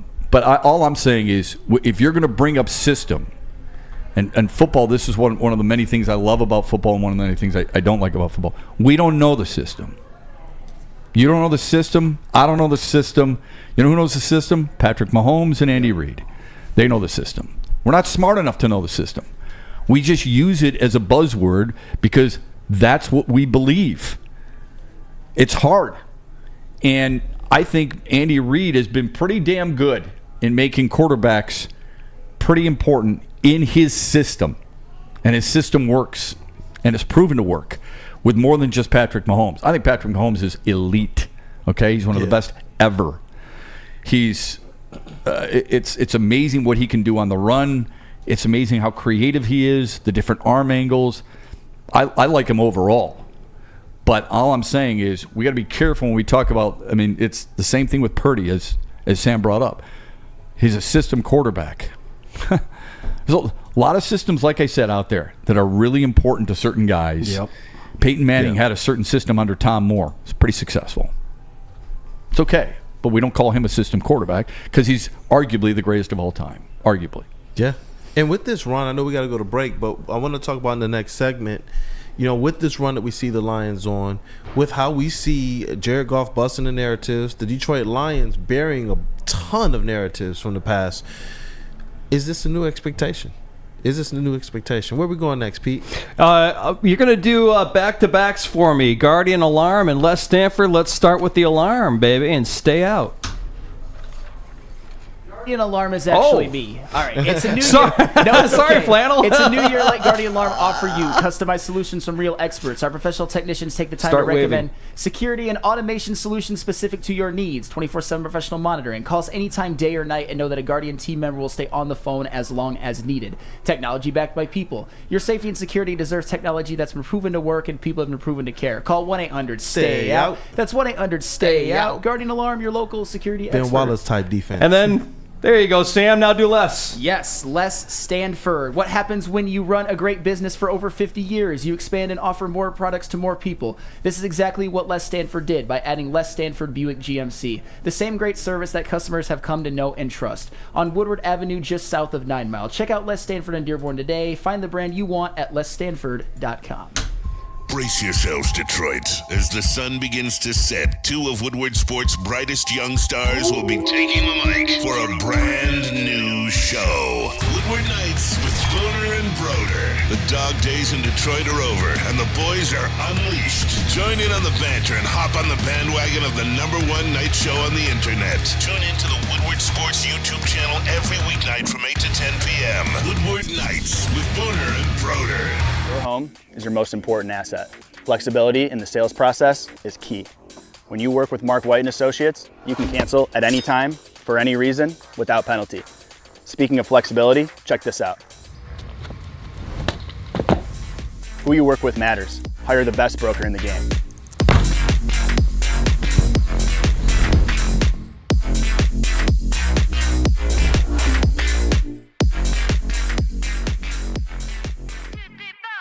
Feel alive during Feldman Chevrolet's biggest New Year's sales event ever.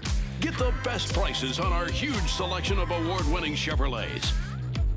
Like this 2024 Equinox for $188 per month. Or this 2024 Silverado for $268 per month. It's the New Year's sales event going on now at Feldman Chevrolet, Michigan's #1 Chevy dealer. Now, coming to Woodward Sports, Woodward and Main Street, the Woodward Sports Network Detroit Lions show. Let's go! Catch Gabrielle D. Phillips, Matt Broder, and Terry Foster for all the latest news on your Detroit Lions every week. Only on the Woodward Sports Network YouTube channel and woodwardsports.com. We've just received word. The world's cannabis supply has vanished. The public is outraged and has taken to the streets in response to this tragedy. The individual responsible acted alone, and we can only hope they will make things right soon.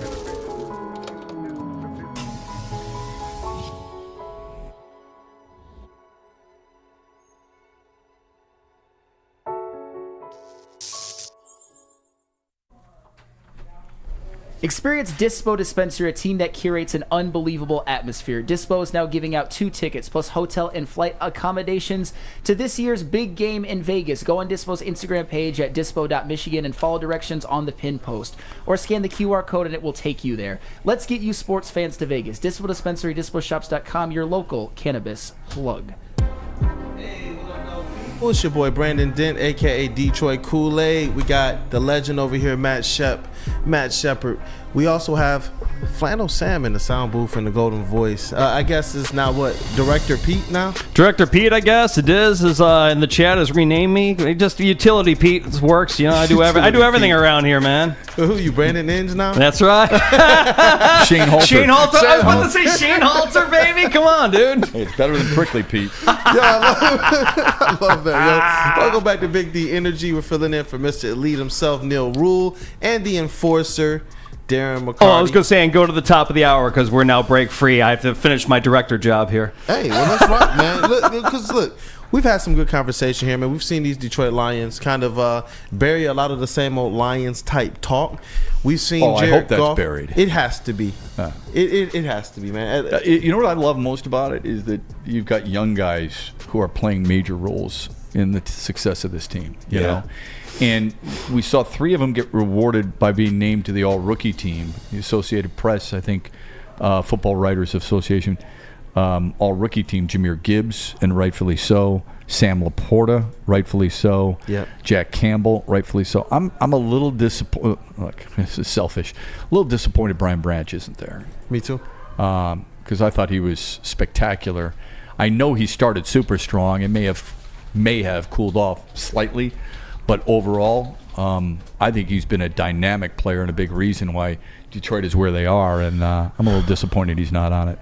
I think I'm a lot disappointed that he's not on it, man. I know you're trying to measure yourself, but for me, I'm just like, yo, this guy hasn't just been a good rookie. He's been a difference maker for the Detroit Lions. Yeah. When you see what he did, especially in the playoffs, I know he put up that historical stat line, especially with the 15 tackles. And afterwards, to hear him talking very maturely, saying, you know what, I still have things to clean up. I made some mistakes. I'm just like, you know what, this is a guy who wants to be better than great. Mm-hmm. And what he did this season, I know that if he was not on this Lions defense, man, it takes a step back. For him to not get recognized and rewarded, I'm big disappointed right now. I think it's a great discussion to have. I don't think there's any exact one answer.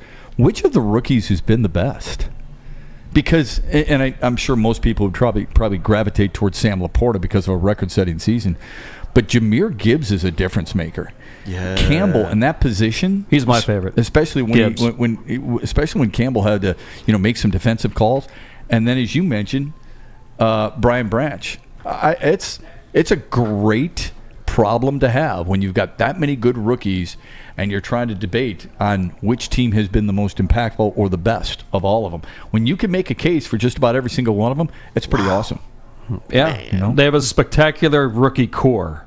Yeah, if I could say that. Yeah, they really do. Now we all expect them to continue to grow. How much better can they get? They would know that better than I would. Excuse the mic. But look, the foundation is definitely there. Yep. The Rams would tell you. I mean, they led the way with 4, and they would tell you they're just as encouraged. Yep. I'm sure. Which goes back to telling you, hey, that win against the Rams. Not that people didn't believe it already, was a really impressive win at home in the playoffs. Yep. Hey, you know what, man? Flannel, I'm going to get your take on this as well, man. 4 great rookies. What a fantastic job by Brad Holmes. Just a fantastic job. You talk about all the heat that he was taking from a lot of fans during the draft and exactly what these players are doing. They haven't just we've seen good rookies. We've seen, good picks in the past. All of these rookies, man, have played vital, important roles for the Detroit Lions. It's not just fans either, by the way. I mean, national media.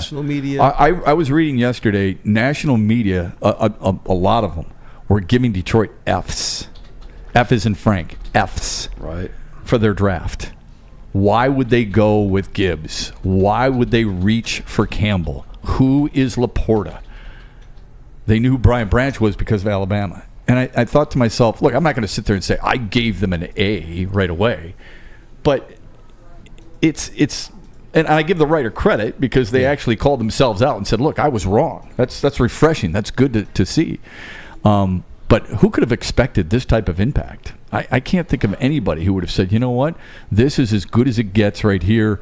Give them an A. All are going to be major contributors. When you're getting, I've always had this philosophy when it comes to sports. My first round picks have to be starters.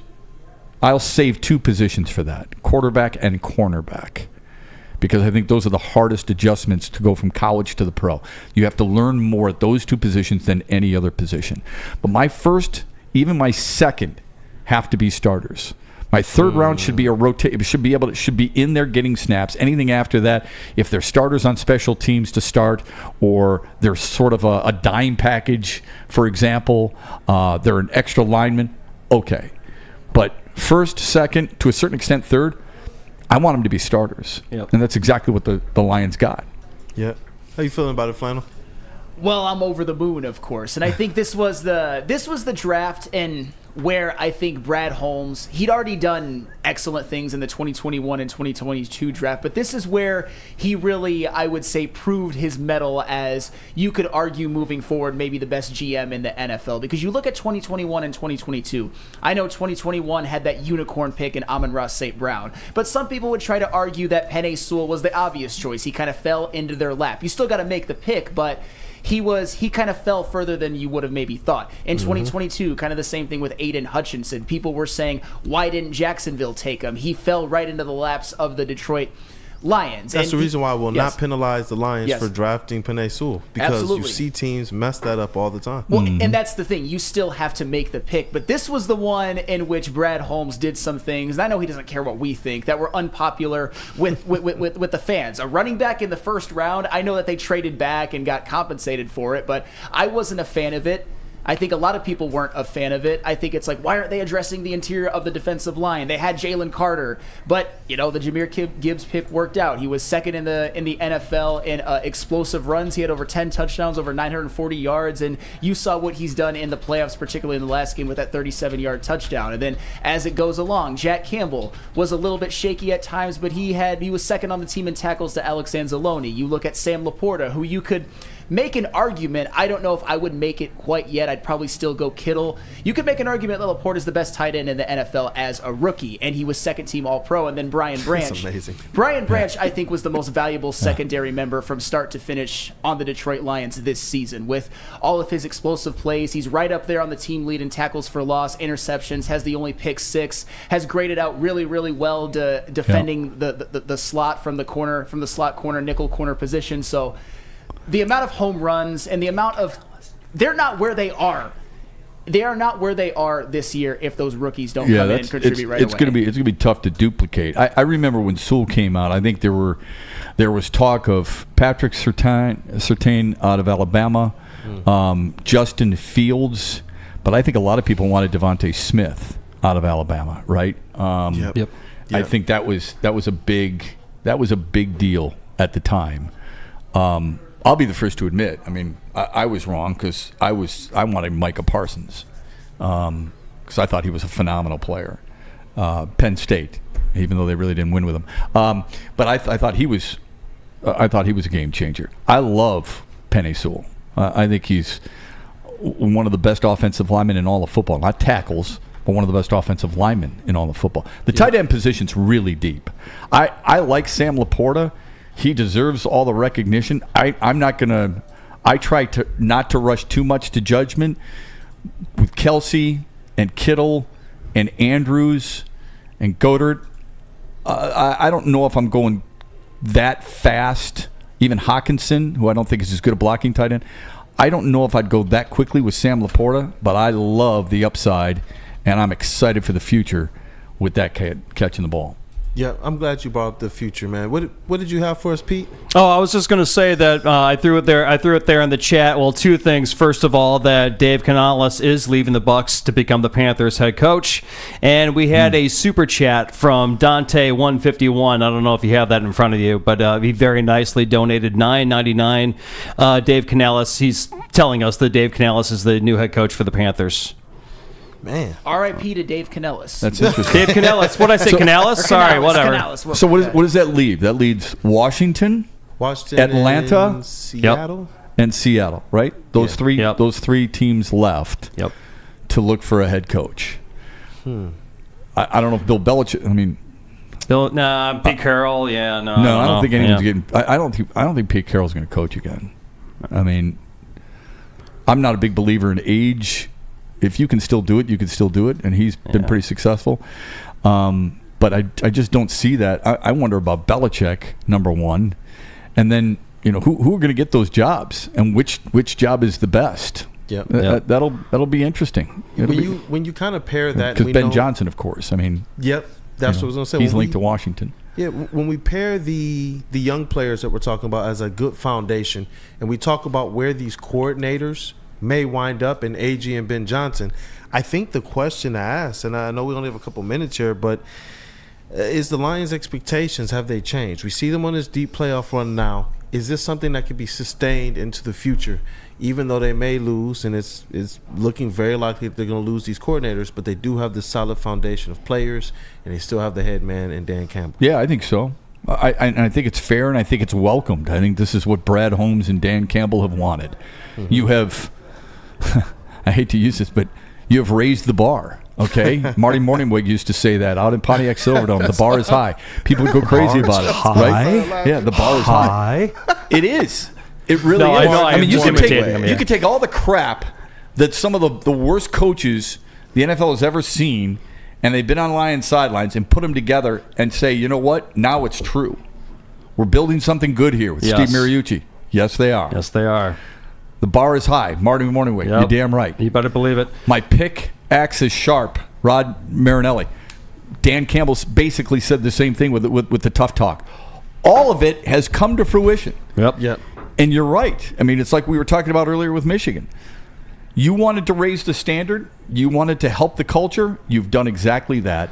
Yep. And now use it as more than just a springboard. This is commonplace. This is what should be done for the rest of their tenures.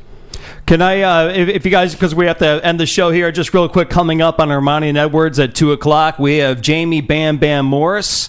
We also have Congressman John James, who's a huge Lions fan. He's actually going to be in studio. And then we have the Woodward Sports Network injury doctor, Dr. Jeff S. Pierce, on with us as well, all coming up from 2 to 4. Something to look forward to. Hey, a lot to look forward to. Well, you know what, guys?